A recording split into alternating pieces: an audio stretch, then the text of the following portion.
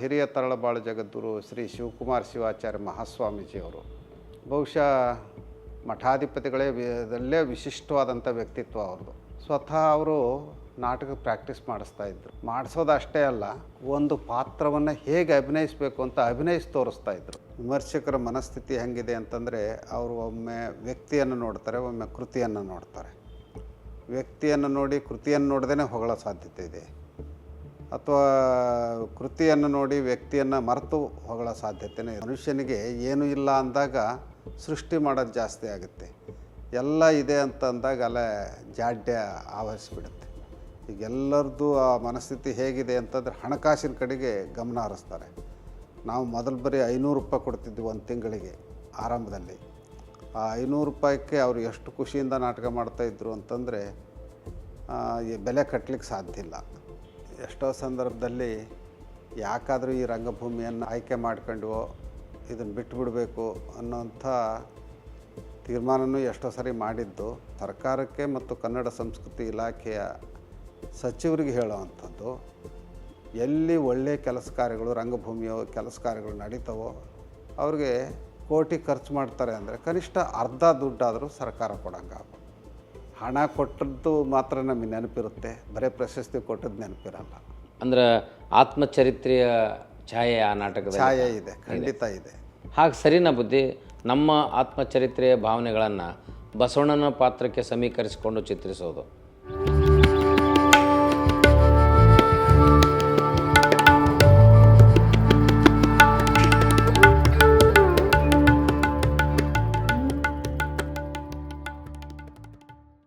ಆತ್ಮೀಯರೇ, ಶರಣಾರ್ಥಿ. ಕರ್ನಾಟಕ ರಾಜ್ಯದ ಲಿಂಗಾಯತ ಮಠ ಪರಂಪರೆಗಳಲ್ಲಿ ಧರ್ಮತತ್ವ, ಲಿಂಗತತ್ವ ಬೋಧನೆಗೆ ಅನೇಕ ಪ್ರಕಾರಗಳನ್ನು, ಮಾಧ್ಯಮಗಳನ್ನು ಬಳಸಿಕೊಂಡ ಇತಿಹಾಸ ಇದೆ.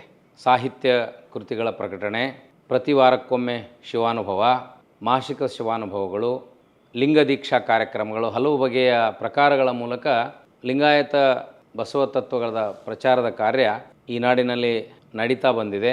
ಆದರೆ ಅತ್ಯಂತ ಪ್ರಭಾವಿ ಮಾಧ್ಯಮ ಜಗತ್ತಿನಲ್ಲಿ ಸಾಹಿತ್ಯ ಕ್ಷೇತ್ರದಲ್ಲಿ 2 ಪರಿಣಾಮಕಾರಿ ಮಾಧ್ಯಮಗಳು ಅಂತ ಕರೀತಾರೆ. ಮೊದಲನೇದ್ದು ಕಾವ್ಯ, ಎರಡನೇದ್ದು ರಂಗಭೂಮಿ, ಪೊಯಿಟ್ರಿ ಆ್ಯಂಡ್ ಥಿಯೇಟ್ರಿಕಲ್ ಆ್ಯಕ್ಟಿವಿಟೀಸ್. ಈ ಹಿನ್ನೆಲೆಯಲ್ಲಿ ಕರ್ನಾಟಕದಲ್ಲಿ ರಂಗಭೂಮಿಯನ್ನು ಪರಿಣಾಮಕಾರಿಯಾಗಿ ಬಳಸಿಕೊಂಡು ಲಿಂಗಾಯತ ಧರ್ಮದ ತತ್ವಗಳನ್ನು, ಮೌಲ್ಯಗಳನ್ನು ಜನಜಾಗೃತಿಗಾಗಿ ಬಳಸಿಕೊಂಡ ಹೆಗ್ಗಳಿಕೆ ತರಳಬಾಳು ಹಿಂದಿನ ಜಗದ್ಗುರುಳಾದ ಶಿವಕುಮಾರ ಮಹಾಸ್ವಾಮಿಗಳಿಗೆ ಸಲ್ತದೆ.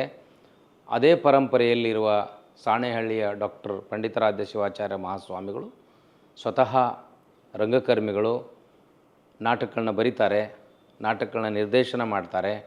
ಅವರ ಸಾಣೇಹಳ್ಳಿಯ ಪುಟ್ಟ ಗ್ರಾಮದಲ್ಲಿ ಇಡೀ ಜಗತ್ತು ವಿಸ್ಮಯಪಟ್ಟು ನೋಡುವಂಥ ರಾಷ್ಟ್ರೀಯ ನಾಟಕೋತ್ಸವದ ಮೂಲಕ ಇವತ್ತು ಕರ್ನಾಟಕದ ಸ್ಟ್ರಾಟ್ಫೋರ್ಡ್ ಅಪಾನ್ ಎವನ್ ಎಂದು ಕರೆಸಿಕೊಳ್ಳುವಂಥ ಸಾಣೇಹಳ್ಳಿಯ ಪೂಜ್ಯರು ತಮ್ಮ ರಂಗಭೂಮಿಯ ಅನುಭವಗಳನ್ನು, ರಂಗ ಚಟುವಟಿಕೆಗಳನ್ನು, ರಂಗ ಸಂತರಾಗಿ ಒಡಮೂಡಿದ ಬಗೆಯನ್ನು ನಮ್ಮೊಂದಿಗೆ ಹಂಚಿಕೊಳ್ಳಲಿದ್ದಾರೆ. ಶರಣಾರ್ಥಿ. ಕಾರ್ಯಕ್ರಮಕ್ಕೆ ಸ್ವಾಗತ ಬುದ್ಧಿ. ತಾವು ಬಸವ ತತ್ವವನ್ನು ಬಹಳ ನಿಷ್ಠೆಯಿಂದ ಪ್ರತಿಪಾದನೆ ಮಾಡ್ತಾ ಬಂದಿದ್ದೀರಿ. ಆ ತತ್ವಕ್ಕಾಗಿ ಅನೇಕ ಕಟು ವಿಮರ್ಶೆಯನ್ನು ಕೂಡ ಎದುರಿಸಿದ್ದೀರಿ. ಈಗ ಮೂಲಭೂತವಾಗಿ ತಾವು ರಂಗಭೂಮಿಗೆ ಸಂಬಂಧಿಸಿದಂತೆ ಚಟುವಟಿಕೆಗಳನ್ನು ಮಾಡಲಿಕ್ಕೆ ಅಥವಾ ರಂಗಭೂಮಿನೇ ಯಾಕೆ ಪರಿಣಾಮಕಾರಿ ಅಂತ ತಮಗನ್ನಿಸ್ತದೆ ಬುದ್ಧಿ? ಮೊದಲನೇದು, ನಾವು ತುಂಬ ಬಡ ಕುಟುಂಬದಿಂದ ಬಂದಂಥವ್ರು. ಅದರ ಜೊತೆಗೆ ಒಂದು ಅನಾಮಧೇಯ ಹಳ್ಳಿಯಿಂದ ಬಂದಂಥವರು. ಅದರ ಅನಾಮಧೇಯ ಹಳ್ಳಿ ಸಾಂಸ್ಕೃತಿಕವಾಗಿ ಶ್ರೀಮಂತ ಹಳ್ಳಿ. ಹೆಡಿಯಾಲ ಅಂತ ರಾಣೆಬೆನ್ನೂರು ತಾಲೂಕಿನಲ್ಲಿ ಇದೆ. ಆ ಊರಿನಲ್ಲಿ ನಾವು ಹುಟ್ಟಿ ಬೆಳೆದದ್ದು. ಅಲ್ಲಿ ಹಬ್ಬ ಹುಣ್ಣಿಮೆಗಳು ಬಂದಾಗೆಲ್ಲ ಒಂದೊಂದು ನಾಟಕ ಪ್ರದರ್ಶನ ಆಗ್ತಾಯಿತ್ತು. ಸ್ಥಳೀಯ ಜನರು ಜಾತ್ಯತೀತವಾಗಿ ಪಾತ್ರಗಳನ್ನು ನಿರ್ವಹಿಸ್ತಾ ಇದ್ದರು. ಒಬ್ಬ ಹಾರ್ಮೋನಿಯಂ ಮೇಷ್ಟ್ ಅಂತ ಇರ್ತಿದ್ರು. ಆತನೇ ಸಂಗೀತಗಾರನೂ ಹೌದು, ನಿರ್ದೇಶಕನೂ ಹೌದು, ಸಂಘಟಕನೂ ಹೌದು. ತಿಂಗಳುಗಟ್ಟಲೆ ಆ ಮೇಷ್ಟ್ರಿಗೆ, ಹಾರ್ಮೋನಿಯಂ ಮೇಷ್ಟ್ರಿಗೆ ಒಂದು ಮನೆಯಲ್ಲಿ ಊಟಕ್ಕೆ ಕೊಟ್ಟು ಆಮೇಲೆ ಅವ್ರಿಗೊಂದಿಷ್ಟು ರೆಮ್ಯುನರೇಷನ್ ಕೊಟ್ಟು ನಾಟಕ ಕಲಿತಾಯಿದ್ರು. ನಾವು ಆ ನಾಟಕದ ತರಬೇತಿಗೆ ಹೋಗ್ತಾಯಿದ್ವಿ. ರಂಗ ತಾಲೀಮ್ ಅಂತಾರಲ್ಲ, ರಂಗ ತಾಲೀಮ್ ನಡೀತಾ ಇರುವಾಗ ನೋಡ್ಲಿಕ್ಕೆ ಹೋಗ್ತಾಯಿದ್ವಿ ಚಿಕ್ಕ ಮಕ್ಕಳಾಗಿ. ಅದು ನಮ್ಮ ಮೇಲೆ ಪರಿಣಾಮ ಬೀರ್ತಾ ಬಂತು. ಮುಂದೆ ನಾವು ಏನಾದರೂ ಇದರಲ್ಲಿ ಒಂದು ಪಾತ್ರ ಮಾಡಬೇಕು ಅನ್ನೋಂಥ ಹಂಬಲ. ಆದರೆ ಆ ಸಂದರ್ಭದಲ್ಲಿ ಪಾತ್ರ ಮಾಡಬೇಕು ಅಂದರೆ ಪಾತ್ರಧಾರಿಗಳೇ ಹಣ ಹಾಕಬೇಕು. ಹಣ ಹಾಕೋರೇ ಆ ಮೇಸ್ಟ್ರಿಗೆ ಕೊಡ್ಬೇಕಲ್ರ ಬುದ್ಧಿ, ಮೇಸ್ಟ್ರಿಗೆ ಕೊಡಬೇಕು, ಪರದೆ ತರಬೇಕು, ಮೇಕಪ್ಪು ಇದು ಬರಬೇಕು, ಭಾಳ ಖರ್ಚು ಬರ್ತದು. ಹಳ್ಳಿಯಲ್ಲಿ ಒಂದು ನಾಟಕ ಮಾಡ್ತಾರೆ ಅಂತಂದರೆ ಅವ ಭಾಳ ಖರ್ಚು ಬರ್ತಿತ್ತು. ಆ ಎಲ್ಲ ಖರ್ಚುಗಳನ್ನು ಬಹುತೇಕ ಕಲಾವಿದರೇ ನಿರ್ವಹಿಸ್ತಾಯಿದ್ರು. ಊರಾಗ ಒಂದಿಷ್ಟು ಸಂಗ್ರಹ ಮಾಡ್ತಾಯಿದ್ರು, ಅದರ ಇವರು ಹಾಕ್ಕೊಳ್ಬೇಕಾಗಿತ್ತು. ಹಾಗಾಗಿ ಬರೀ ನಾಟಕ ನೋಡೋದ್ರಲ್ಲೇ ಸಂತೋಷ ಪಡ್ತಾಯಿದ್ವಿ ಹೊರತಾಗಿ ಪಾತ್ರ ಅಭಿನಯಿಸಲಿಕ್ಕೆ ಸಾಧ್ಯ ಆಗ್ತಾ ಇರಲಿಲ್ಲ. ಆವಾಗಿನ ನಾಟಕಗಳು ಹೆಂಗೆ ಅಂತಂದರೆ ರಾತ್ರಿಯಿಂದ ಬೆಳಗಿನವರೆಗೂ ನಡೆಯುವಂಥ ನಾಟಕಗಳು. ಚಾಪಿ ಹಾಸ್ಕೊಂಡು ಮುಂದೆ ಕೂತ್ಕೊಂಡು ನೋಡೋದೇ ಒಂದು ಸಂತೋಷದ. ಅದೇನು ಬಯಲಾಟ ಇತ್ತು ಬುದ್ಧಿ, ವೃತ್ತಿರಂಗಭೂಮಿ ಇತ್ತು? ಬಯಲಾಟಗಳು ಇದ್ದವು. ಆಮೇಲೆ ಈ ಹಳ್ಳಿ ನಾಟಕಗಳು ಅದು ನಮ್ಮ ಮೇಲೆ ಮೊದಲು ಪ್ರಭಾವ ಬೀರಿತ್ತು. ಎರಡನೇ ಹಂತದಲ್ಲಿ ಸುಣಕಲ್ ಬಿದ್ರಿ ಅಂತ ಹೇಳಿ ನಾವು ಹೈಸ್ಕೂಲಿಗೆ ಸೇರಿದ್ವಿ. ಆವಾಗ ತಾನೇ ನಮ್ಮ ತರಳಬಾಳು ಜಗದ್ಗುರು ವಿದ್ಯಾಸಂಸ್ಥೆಯಿಂದ ಅಲ್ಲಿ ಹೈಸ್ಕೂಲ್ ಪ್ರಾರಂಭ ಆಯಿತು. ಬಹುಶಃ ಆ ಹೈಸ್ಕೂಲ್ ಪ್ರಾರಂಭ ಆಗದೇ ಇದ್ದಿದ್ರೆ ನಾವು ಮುಂದೆ ಓದೋಕ್ಕೆ ಸಾಧ್ಯ ಆಗ್ತಿರಲಿಲ್ಲ. ಹತ್ತಿರ ಇದ್ದದ್ರಿಂದ ಓಡಾಡಿ ಅಲ್ಲಿ ಇದನ್ನು ಮಾಡಿಕೊಂಡು ಓದೋಕ್ಕೆ ಅವಕಾಶ ಆಯಿತು. ಆ ಸಂದರ್ಭದಲ್ಲಿ ಸಿರಿಗೆರೆಯಲ್ಲಿ ಸಾಂಸ್ಕೃತಿಕ ಸ್ಪರ್ಧೆ ನಡೀತಾ ಇತ್ತು, ಕ್ರೀಡಾ ಸ್ಪರ್ಧೆ ನಡೀತಾ ಇತ್ತು. ನಮ್ಮ ವಿದ್ಯಾಸಂಸ್ಥೆ ಬೇರೆ ಬೇರೆ ಶಾಲಾ ಕಾಲೇಜುಗಳವರು ಕಬಡ್ಡಿ ಆಟ ಆಗ್ಬೋದು, ಬೇರೆ ಬೇರೆ ಆಟಗಳು, ನಾಟಕಗಳು, ಸಂಗೀತ ಅಲ್ಲಿ ಸ್ಪರ್ಧೆ ಮಾಡ್ಕೊಂಡು ಅಂಥವ್ರನ್ನ ಅಲ್ಲಿ ಕಳಿಸ್ತಾಯಿದ್ರು. ನಾವು ಕೂಡ ಆಗ ನಾಟಕದಲ್ಲಿ ಅವಕಾಶ ಸಿಕ್ತು ಮಾಡಲಿಕ್ಕೆ. ಸಿರಿಗೆರೆಯಲ್ಲಿ ಹೋಗಿ ನಾಟಕಗಳನ್ನು ನಾವು ಕೂಡ ಅಭಿನಯಿಸಿದ್ವಿ. ಅಲ್ಲಿಂದ ಮುಂದೆ ಸಿರಿಗೆರೆಯಲ್ಲೇ ಓದೋ ಅವಕಾಶ ಲಭ್ಯವಾಯಿತು. ಅಲ್ಲಿ ನಮ್ಮ ಹಿರಿಯ ತರಳಬಾಳು ಜಗದ್ಗುರು ಶ್ರೀ ಶಿವಕುಮಾರ ಶಿವಾಚಾರ್ಯ ಮಹಾಸ್ವಾಮೀಜಿಯವರು, ಬಹುಶಃ ಮಠಾಧಿಪತಿಗಳೇ ವಿಶಿಷ್ಟವಾದಂಥ ವ್ಯಕ್ತಿತ್ವ ಅವ್ರದ್ದು. ಸ್ವತಃ ಅವರು ನಾಟಕ ಪ್ರಾಕ್ಟೀಸ್ ಮಾಡಿಸ್ತಾಯಿದ್ರು. ಮಾಡಿಸೋದಷ್ಟೇ ಅಲ್ಲ, ಒಂದು ಪಾತ್ರವನ್ನು ಹೇಗೆ ಅಭಿನಯಿಸಬೇಕು ಅಂತ ಅಭಿನಯಿಸಿ ತೋರಿಸ್ತಾಯಿದ್ರು. ಅವ್ರಿಗೇನು ರಂಗಭೂಮಿ ಹಿನ್ನೆಲೆ ಇತ್ತಿರ್ಬೋದು? ಅವರು ಸಂಸ್ಕೃತ ನಾಟಕಗಳನ್ನು ಓದ್ಕೊಂಡಂಥವ್ರು ಭಾಳ ಕಾಶಿಯಲ್ಲಿದ್ದಾಗ. ಅದ್ರ ಜೊತೆಗೆ ವೃತ್ತಿ ರಂಗಭೂಮಿಯ ನಾಟಕಗಳನ್ನ ಭಾಳ ಪ್ರೋತ್ಸಾಹಿಸ್ತಾಯಿದ್ರು ಅವರು. ವೃತ್ತಿ ರಂಗಭೂಮಿಯವರು ಅವ್ರನ್ನ ಕರ್ಕೊಂಡು ಹೋಗ್ತಾಯಿದ್ರು ನಾಟಕ ನೋಡಲಿಕ್ಕೆ ಅಥವಾ ಉದ್ಘಾಟನೆ ಮಾಡಲಿಕ್ಕೆ. ಆವಾಗ ಗುರುಗಳು ತಮ್ಮ ಜೊತೆಗೆ ಅನೇಕ ಶಿಷ್ಯರನ್ನ ಕರ್ಕೊಂಡು ಹೋಗ್ತಾಯಿದ್ರು. ಫ್ರೀಯಾಗಿ ಒಳಗೆ ಹೋಗ್ತಿರ್ಲಿಲ್ಲ ಅವರು. ಮಠದ ದುಡ್ಡನ್ನೇ ಆ ಶಿಷ್ಯರಿಗೂ ಕೂಡ ಹಾಕಿ ಅವ್ರದ್ದು ದುಡ್ಡು ಹಾಕ್ಕೊಂಡು ಪ್ರೇಕ್ಷಕರಾಗಿ ಒಳಗೆ ಹೋಗ್ತಾಯಿದ್ರು. ಅಯ್ಯೋ ಬುದ್ಧಿ, ತಾವು ದುಡ್ಡು ಕೊಡೋದು ಬೇಡ ಅಂತಂದರೆ, ಉಚಿತವಾಗಿ ಯಾವುದನ್ನು ಪಡಿಬಾರ್ದಪ್ಪ, ನೀನು ನಾಟಕ ಮಾಡ್ತೀಯ ಅಂತ ನಿನ್ನ ಹೊಟ್ಟೆ ಮೇಲೆ ನಾವು ಹೊಡಿಬಾರ್ದು ಅಂತ ಹೇಳಿ ದುಡ್ಡು ಕೊಟ್ಟು ಒಳಗೆ ಹೋಗ್ತಾಯಿದ್ರು. ಆಮೇಲೆ ಅವ್ರಿಗೆ ಯೋಚನೆ ಬಂತು ಕಾಣಿಸ್ತೈತಿ, ಈ ನಾಟಕಗಳು ಇಷ್ಟು ಚೆನ್ನಾಗಿ ಜನ ನೋಡ್ತಾರೆ ಅಂತಂದರೆ ನಾವು ಬರೀ ಪ್ರವಚನ ಮಾಡ್ತೀವಿ, ತತ್ವಗಳನ್ನು ಹೇಳ್ತೀವಿ. ಆ ತತ್ವಗಳನ್ನು ಹೇಳಲಿಕ್ಕೆ ಯಾಕೆ ಈ ರಂಗ ಮಾಧ್ಯಮವನ್ನು ಬಳಕೆ ಮಾಡಿಕೊಳ್ಬಾರ್ದು? ಹೀಗೆ ಅವರು ಆಲೋಚನೆ ಮಾಡಿ ಸಿರಿಗೆರೆಯಲ್ಲಿ ತರಳಬಾಳು ಕಲಾ ಸಂಘ ಅಂತ ಪ್ರಾರಂಭ ಮಾಡಿದರು. ಆ ಕಲಾ ಸಂಘದಲ್ಲಿ ನಮ್ಮ ಶಾಲಾ ಕಾಲೇಜುಗಳ ನೌಕರರು, ವಿದ್ಯಾರ್ಥಿಗಳು ಮತ್ತು ಸ್ಥಳೀಯ ಗ್ರಾಮೀಣ ಜನರು ಪಾತ್ರಗಳನ್ನು ನಿರ್ವಹಿಸ್ತಾಯಿದ್ರು. ಅದು ಕ್ರಮೇಣ ಎಷ್ಟು ಪ್ರಭಾವಿ ಆಯಿತು ಅಂತಂದರೆ, ಸಿರಿಗೆರೆ ನಾಟಕಗಳನ್ನ, ತರಳಬಾಳು ಕಲಾ ಸಂಘದ ನಾಟಕಗಳನ್ನು ನಾವು ಕರೆಸಲೇಬೇಕು ಅನ್ನೋಂಥ ಭಾವನೆ ಸಾರ್ವಜನಿಕರಲ್ಲಿ, ಊರುಗಳಲ್ಲಿ ಬಂತು. ಆವಾಗೇನು ಗುರುಗಳು ಅವ್ರಿಗೆ ಹಣ ಕೊಟ್ರಿ ಅಂತ ಕೇಳ್ತಿರ್ಲಿಲ್ಲ. ಮಠದಿಂದನೇ ಎಲ್ಲ ಖರ್ಚು ವೆಚ್ಚಗಳನ್ನು ಹಾಕ್ಕೊಂಡು ಹೋಗಿ ಒಂದು ಊಟ ಕೊಟ್ಟರು ಸಾಕು ಅವರಲ್ಲಿ. ನಾಟಕ ಕಲಾವಿದರಿಗೆ ಅಲ್ಲಿ ನಾಟಕ ತೋರಿಸಿ ತತ್ವಗಳ ಪ್ರಚಾರ ಆತಲ್ಲ, ನಮಗೆ ಅದೇ ದೊಡ್ಡ ಲಾಭ ಅಂತ ಹೇಳ್ತಿದ್ರು. ಅದು ನಮ್ಮ ಮೇಲೆ ಪರಿಣಾಮ ಬೀರ್ತು. ನಾವು ಕೂಡ ಅಂಥ ಸಂದರ್ಭದಲ್ಲಿ ಸಣ್ಣ ಪುಟ್ಟ ಪಾತ್ರಗಳನ್ನು ನಿರ್ವಹಿಸ್ತಾ ಇದ್ವಿ. ಕಲಾ ಸಂಘದಲ್ಲಿ ಮಾಡಿದ್ರಿ ತಾವು? ಕಲಾ ಸಂಘದಲ್ಲಿ ವಿದ್ಯಾರ್ಥಿಯಾಗಿದ್ದಾಗ? ಹೌದು ಹೌದು. ರಂಗಪ್ರವೇಶ ಆಗಿದ್ದು ತಾವು ಅಲ್ಲಿ ಸಿರಿಗೆರೆಯಲ್ಲಿ ಅಭ್ಯಾಸ ಮಾಡ್ತಿದ್ದ ಸಂದರ್ಭದಲ್ಲಿ? ಇಲ್ಲ, ಸುಣ್ಕಲ್ ಬಿದ್ರಿಯಲ್ಲೇ ರಂಗಪ್ರವೇಶ ಆಗಿತ್ತು. ಸುಣ್ಕಲ್ ಬಿದ್ರೆಯಲ್ಲಿ ಆಗಿತ್ತು? ಸುಣ್ಕಲ್, ಯಾಕೆಂದ್ರೆ ವಿದ್ಯಾರ್ಥಿಗಳಾಗಿ ನಾವು ನಾಟಕದಲ್ಲಿ ಪಾತ್ರ ಮಾಡಿ ಸಿರಿಗೆರೆ ತೊಗೊಂಡು ಹೋಗ್ತಾ ಇದ್ದಿಲ್ಲ, ಅಲ್ಲಿ ಆಯಿತು. ಅದು ಸಿರಿಗೆರೆಯಲ್ಲಿ ಇನ್ನಷ್ಟು ಪ್ರಭಾವ ಬೀರ್ತು. ಆಮೇಲೆ ತಾವು MA ವ್ಯಾಸಂಗ ಮಾಡಿ ಬಂದಮೇಲೆ ಮಠದ ಜವಾಬ್ದಾರಿಯನ್ನು ಗುರುಗಳು ತಮಗೆ ಕೊಟ್ಟರು. ಆಗ ನೀವು ಆ ಲೆಗಸಿಯನ್ನು ಯಾಕೆ ಮುಂದುವರಿಸ್ಕೊಂಡು ಹೋಗ್ಬೇಕಂತ ಅನ್ನಿಸ್ತಿರ್ಬೋದು? ಅವರು ನಮ್ಮ ಗುರುಗಳು ಯಾವುದೇ ಶಾಖಾ ಮಠಗಳಿಗೆ ಒಬ್ಬರು ಸ್ವಾಮಿಗಳು ಮಾಡಿದರೂ ಕೂಡ ಅವರು ಆ ಶಾಖಾ ಮಠದಲ್ಲಿ ಇರಬೇಕು ಅಂತ ಹೇಳ್ತಿರ್ಲಿಲ್ಲ. ಬದಲಾಗಿ ಮೂಲ ಮಠದಲ್ಲೇ ಇದ್ದು, ಸಿರಿಗೆರೆಯಲ್ಲಿ ಇರಬೇಕು. ಹೌದು, ಮೂಲ ಮಠದಲ್ಲೇ ಇದ್ದು ಒಬ್ಬೊಬ್ಬರು ಒಂದೊಂದು ಜವಾಬ್ದಾರಿಯನ್ನು ನಿರ್ವಹಿಸಬೇಕು. ಆ ಜವಾಬ್ದಾರಿಯನ್ನು ಶಾಖಾ ಮಠಗಳಿಗೂ ವರ್ಗಾಯಿಸ್ಬೋದು, ಆದರೆ ಮೂಲ ಮಠದ ಜವಾಬ್ದಾರಿಯನ್ನು ಹೆಚ್ಚಾಗಿ ತೆಗೆದುಕೊಳ್ಬೇಕು ಅಂತ ಹೇಳಿ ಶಿಕ್ಷಣ, ಸಮಾಜ, ಧರ್ಮ ಈ ಎಲ್ಲ ಕ್ಷೇತ್ರಗಳಲ್ಲಿ ನಾವು ತೊಡಗುವಂತೆ ನಮಗೆ ಸ್ಫೂರ್ತಿಯನ್ನು ತುಂಬಿದಂಥವ್ರು. ಅದ್ರ ಜೊತೆಗೆ ನಮಗೆ ಅವರು ಏನು ರಂಗಭೂಮಿಯಲ್ಲಿ ಕೆಲಸ ಮಾಡ್ತಾಯಿದ್ರಲ್ಲ, ಸಹಜವಾಗಿ ನಮಗೆ ಆ ಅಭಿರುಚಿ ಹೆಚ್ಚಾಗ್ತಾ ಹೋಯ್ತು.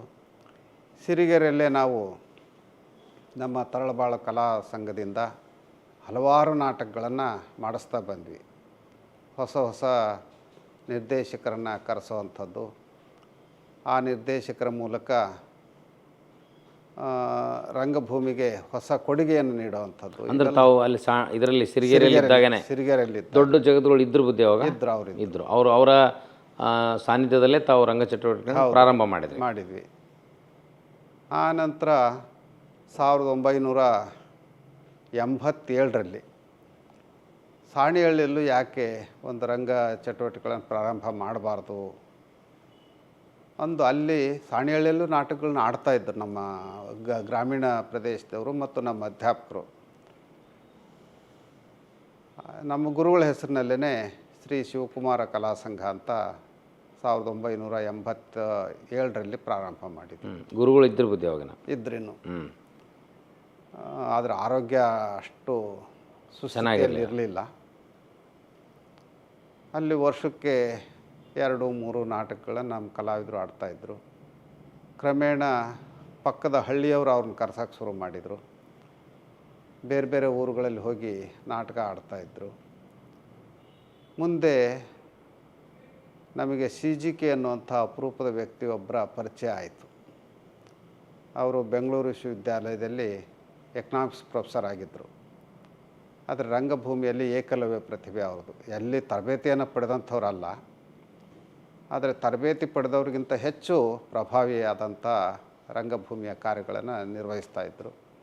ಅದರಲ್ಲೂ ಲೈಟಿಂಗ್ ಡಿಸೈನು ಮತ್ತು ನಿರ್ದೇಶನ ಇವೆರಡರಲ್ಲೂ ಎತ್ತಿದ ಕೈ ಅವರು. ಅವರು ನಮಗೆ ಪರಿಚಿತರಾಗಿ, ಸ್ವಾಮೀಜಿ ಯಾಕೆ ನೀವು ಬರೀ ಒಂದು ವರ್ಷಕ್ಕೆ 1-2 ನಾಟಕ ಮಾಡ್ತಾಯಿದ್ದೀರಿ, ವರ್ಷದುದ್ದಕ್ಕೂ ನಾಟಕ ಹಂಗಾಗಬೇಕು, ಅದಕ್ಕೊಂದು ರೆಪರ್ಟರಿಯನ್ನೇ ಪ್ರಾರಂಭ ಮಾಡಬೇಕು ಅಂತ ಒತ್ತಾಯ ಮಾಡಿದರು. ನೀವೇ ಮುಂದೆ ನಿಂತಿದ್ದು ಆ ಕೆಲಸ ನಿರ್ವಹಿಸೋದಾದ್ರೆ ಆಗ್ಬೋದು ಅಂದ್ವಿ. ಮಳೆ ಬಿಟ್ಟರು ಮರಧನಿ ಬಿಡೋದಲ್ಲ ಅಂತ ಅನ್ನೋ ಹಾಗೆ ಅವರು ಬೆಂಗಳೂರಿನಲ್ಲಿದ್ದರೂ ಕೂಡ ಮತ್ತೆ ಮತ್ತೆ ನಮಗೆ ಫೋನ್ ಮಾಡಿ ಯಾವಾಗಿನಿಂದ ಪ್ರಾರಂಭ ಮಾಡೋಣ, ಏನು ಹೆಸರು ಇಡೋಣ ಒತ್ತಾಯ ಮಾಡ್ತಾನೇ ಇದ್ದರು. ಅದಕ್ಕೆ ನಾವು ಅವ್ರಿಗೆ ಹೇಳಿದ್ದು, ನೀವೇ ಆಲೋಚನೆ ಮಾಡಿರಿ ಯಾವ ಹೆಸರು ಇಡೋಣ ಅಂತಂದು. ಕೊನೆಗೆ ಅವರು ಶಿವಸಂಚಾರ ಅಂತ ಒಂದು ಅಪರೂಪದ ಹೆಸರನ್ನು ಕೊಟ್ಟರು. 1997ರಲ್ಲಿ ಆ ಶಿವಸಂಚಾರ ಪ್ರಾರಂಭ ಆಯಿತು. ಆವಾಗ ಗ್ರಾಮೀಣ ಪ್ರದೇಶದ ಹುಡುಗರನ್ನ ಯಾರ್ಯಾರನ್ನೋ ಆಯ್ಕೆ ಮಾಡಿಕೊಂಡು, ತರಬೇತಿ ಇಲ್ಲದೇ ಇದ್ದವರು ಅವರೇ CGK ಒಂದು ನಾಟಕ ನಿರ್ದೇಶನ ಮಾಡಿದರು, ಅಶೋಕ್ ಬಾದರ್ದಿನ್ನಿ ಒಂದು ನಾಟಕ ನಿರ್ದೇಶನ ಮಾಡಿದರು, YD ಬದಾಮಿ ಒಂದು ನಾಟಕ ನಿರ್ದೇಶನ ಮಾಡಿದರು. ಅವುಗಳ ಸುಮಾರು 120ಕ್ಕಿಂತ ಹೆಚ್ಚು ಪ್ರಯೋಗಗಳು ಕರ್ನಾಟಕದ ಬೇರೆ ಬೇರೆ ಭಾಗಗಳಲ್ಲಿ ನಡೆದವು. ಅದು ನಮಗೊಂದು ಆತ್ಮಸ್ಥೈರ್ಯವನ್ನು ತುಂಬಿತು. ಎಲ್ಲ ಕಡೆಯಿಂದನೂ ಪ್ರೋತ್ಸಾಹದ ಮಾತುಗಳು ಬಂದವು. ಅದ್ಭುತವಾದಂಥ ನಾಟಕಗಳು ಅಂತ ಮೆಚ್ಚುಗೆ ಸೂಚಿಸ್ತಾ ಇದ್ದರು. ಹಾಗಾದರೆ ಪ್ರತಿ ವರ್ಷವೂ ಇದನ್ನು ಮತ್ತೆ ಮುಂದುವರ್ಸೋಣ ಅಂಥೇಳಿ ಪ್ರತಿ ವರ್ಷ ನಾವು 3 ನಾಟಕಗಳು, ಅದರಲ್ಲಿ ಒಂದು ಶರಣರ ನಾಟಕ, ಇನ್ನೆರಡು ಬೇರೆ ಬೇರೆ ರೀತಿಯ ನಾಟಕಗಳು ಇರ್ತಾಯಿದ್ದು. ಅದು 1997ರಲ್ಲಿ ಪ್ರಾರಂಭ ಆಗಿದ್ದು. CGK ಅವರು ಮತ್ತೆ ಹೇಳ್ತಾಯಿದ್ರು, ಸ್ವಾಮೀಜಿ ಒಳ್ಳೆ ಕಲಾವಿದರು ಬೇಕು ಅಂತಂದರೆ ನಮ್ಮದೇ ಆದಂಥ ಒಂದು ರಂಗಶಾಲೆಯನ್ನು ಪ್ರಾರಂಭ ಮಾಡೋಣ. ಹೌದ್ರಿ, ಇಷ್ಟೆಲ್ಲ ಖರ್ಚು ವೆಚ್ಚಗಳನ್ನು ಹೇಗೆ ನಿಭಾಯಿಸೋದು? ಸರ್ಕಾರ ಏನದಕ್ಕೆ ಯಾವುದೇ ಅನುದಾನ ಕೊಡೋದಿಲ್ಲ, ಈಗಲೇ ನಮ್ಮ ಮೈ ಮೇಲೆ ಬರ್ತಾಯಿದೆ, ಮುಂದೆ ಹೇಗೆ? ಏನೋ ಮಾಡೋದು ಮಾಡೋಣ, ಮುಂದಿಂದು ಈಗಲೇ ಯಾಕೆ ಆಲೋಚನೆ ಮಾಡೋಣ, ನಾವು ಮೊದಲು ಕೆಲಸಕ್ಕೆ ಕೈ ಹಾಕೋಣ. 2008ರಲ್ಲಿ ಶ್ರೀ ಶಿವಕುಮಾರ ರಂಗ ಪ್ರಯೋಗ ಶಾಲೆ ಅಂತ ಪ್ರಾರಂಭ ಆಯಿತು. ಅದು SLC ಬೋರ್ಡ್ನಿಂದ ಅನುಮತಿಯನ್ನು ಪಡ್ಕೊಂಡು ವರ್ಷಕ್ಕೆ 20 ವಿದ್ಯಾರ್ಥಿಗಳನ್ನು ಆಯ್ಕೆ ಮಾಡಿಕೊಳ್ಳುವಂಥದ್ದು.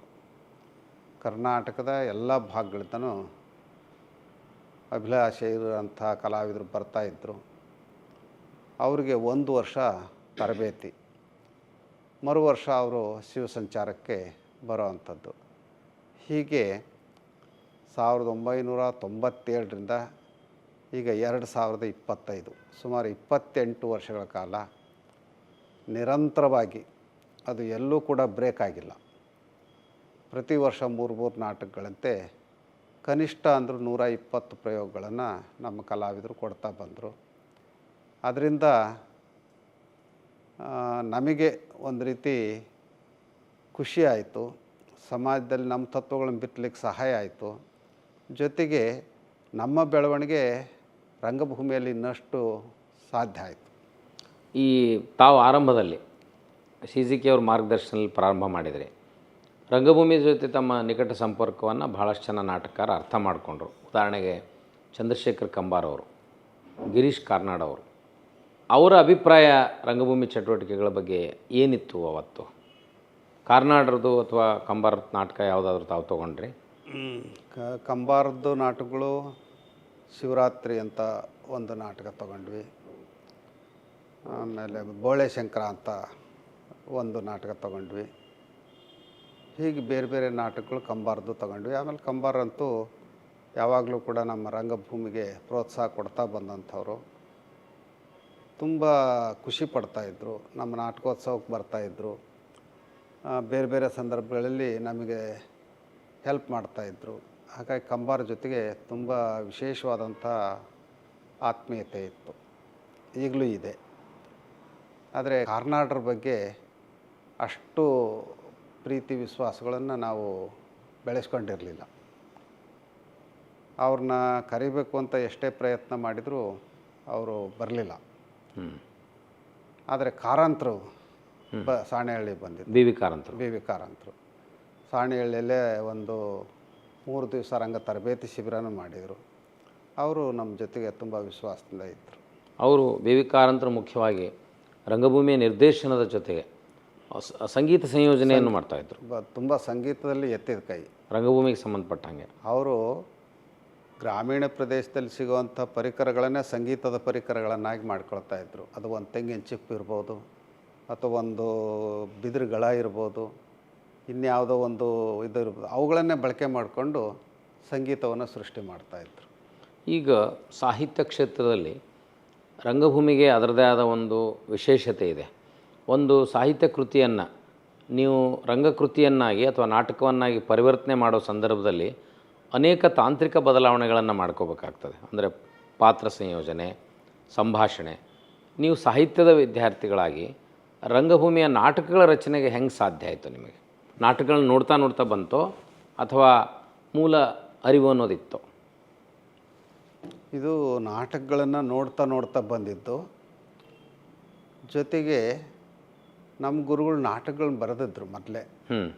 ಅವರು ನಮ್ಮ ಮಠದ ಮೂಲ ಪುರುಷ ವಿಶ್ವಬಂಧು ಮರಳುಸಿದ್ದರ ಕುರಿತ ಹಾಗೆ ಒಂದು ನಾಟಕ ರಚನೆ ಮಾಡಿದರು. ಅಕ್ಕ ಮಹಾದೇವಿ ಅನ್ನೋ ಕುರಿತಂತೆ ಶರಣಸತಿ ಲಿಂಗಪತಿ ಅನ್ನುವಂಥ ನಾಟಕ ಬರೆದಿದ್ದರು. ಆಮೇಲೆ ಬಸವಣ್ಣವ್ರನ್ನ ಕುರಿತಂತೆ ಮರಣವೇ ಮಹಾನವಮಿ ಅನ್ನುವಂಥದ್ದು, ಮಾದಾರ ಚೆನ್ನಯ್ಯನವ್ರನ್ನ ಕುರಿತ ಹಾಗೆ ಶಿವಕುಲ ಅಂತ, ಹೀಗೆ ಅವರೇ ಕೆಲವು ನಾಟಕಗಳನ್ನು ರಚನೆ ಮಾಡಿದರು. ಅವು ಕೂಡ ನಮ್ಮ ಮೇಲೆ ಪರಿಣಾಮ ಬೀರಿದ್ವು. ನಾವು ಇವ್ರಂಗೆ ಬರೆಯೋಕ್ಕೆ ಸಾಧ್ಯ ಆಗುತ್ತಾ? ಓ ಆಗಲ್ಲ ಅಂತ. ಆಮೇಲೆ ಕಂಬಾರ ನಾಟಕಗಳು, ಕಾರಂತರ ಕಾರ್ನಾಡ್ ನಾಟಕಗಳು, ಇನ್ನೂ ಬೇರೆ ಬೇರೆ ನಾಟಕಗಳನ್ನ ಓದ್ತಾ ಇದ್ವಿ. ನಾವು ಏನಾದರೂ ಮಾಡಿ ಬರೀಬೇಕಲ್ಲ ಅಂತ. ಆವಾಗ ನಮಗೆ ಅಶೋಕ್ ಬಾದರ್ದಿನ್ನಿ ಸ್ಫೂರ್ತಿ ನೀಡಿದರು. ಸ್ವಾಮೀಜಿ ಯಾಕೆ ಬರೆಯೋಕ್ಕಾಗಲ್ಲ, ಬರಿಬೋದು. ಮೊದಲು ಹಾಗೆ ಬರಿಬೋದು ಅಂತ ಹೇಳಿದಾಗ ಒಂದು ತಮಾಷೆ ನಾಟಕ ತಗೊಳ್ಳೋಣ ಅಂತ ಅವರೇ ನಮಗೆ ಸೂಚನೆ ಕೊಟ್ಟರು. ಅದು ಯಾವುದು ಅಂದರೆ ಅಂತರಂಗ ಬಹಿರಂಗ ಅಂತ. ಕಳಬೇಡ ಕೊಲಬೇಡ ಹುಸಿಯ ನುಡಿಯಲು ಬೇಡ ಈ ವಚನವನ್ನು ಪ್ರಧಾನವಾಗಿಟ್ಟುಕೊಂಡು ಅದರಲ್ಲಿ ಕೊನೆಗೆ ಇದೇ ಅಂತರಂಗ ಶುದ್ಧಿ, ಇದೇ ಬಹಿರಂಗ ಶುದ್ಧಿ, ಇದೇ ನಮ್ಮ ಕೂಡಲ ಸಂಗಮ ದೇವರನ್ನು ಒಲಿಸುವ ಪರಿ ಅಂತ ಬರುತ್ತಲ್ಲ.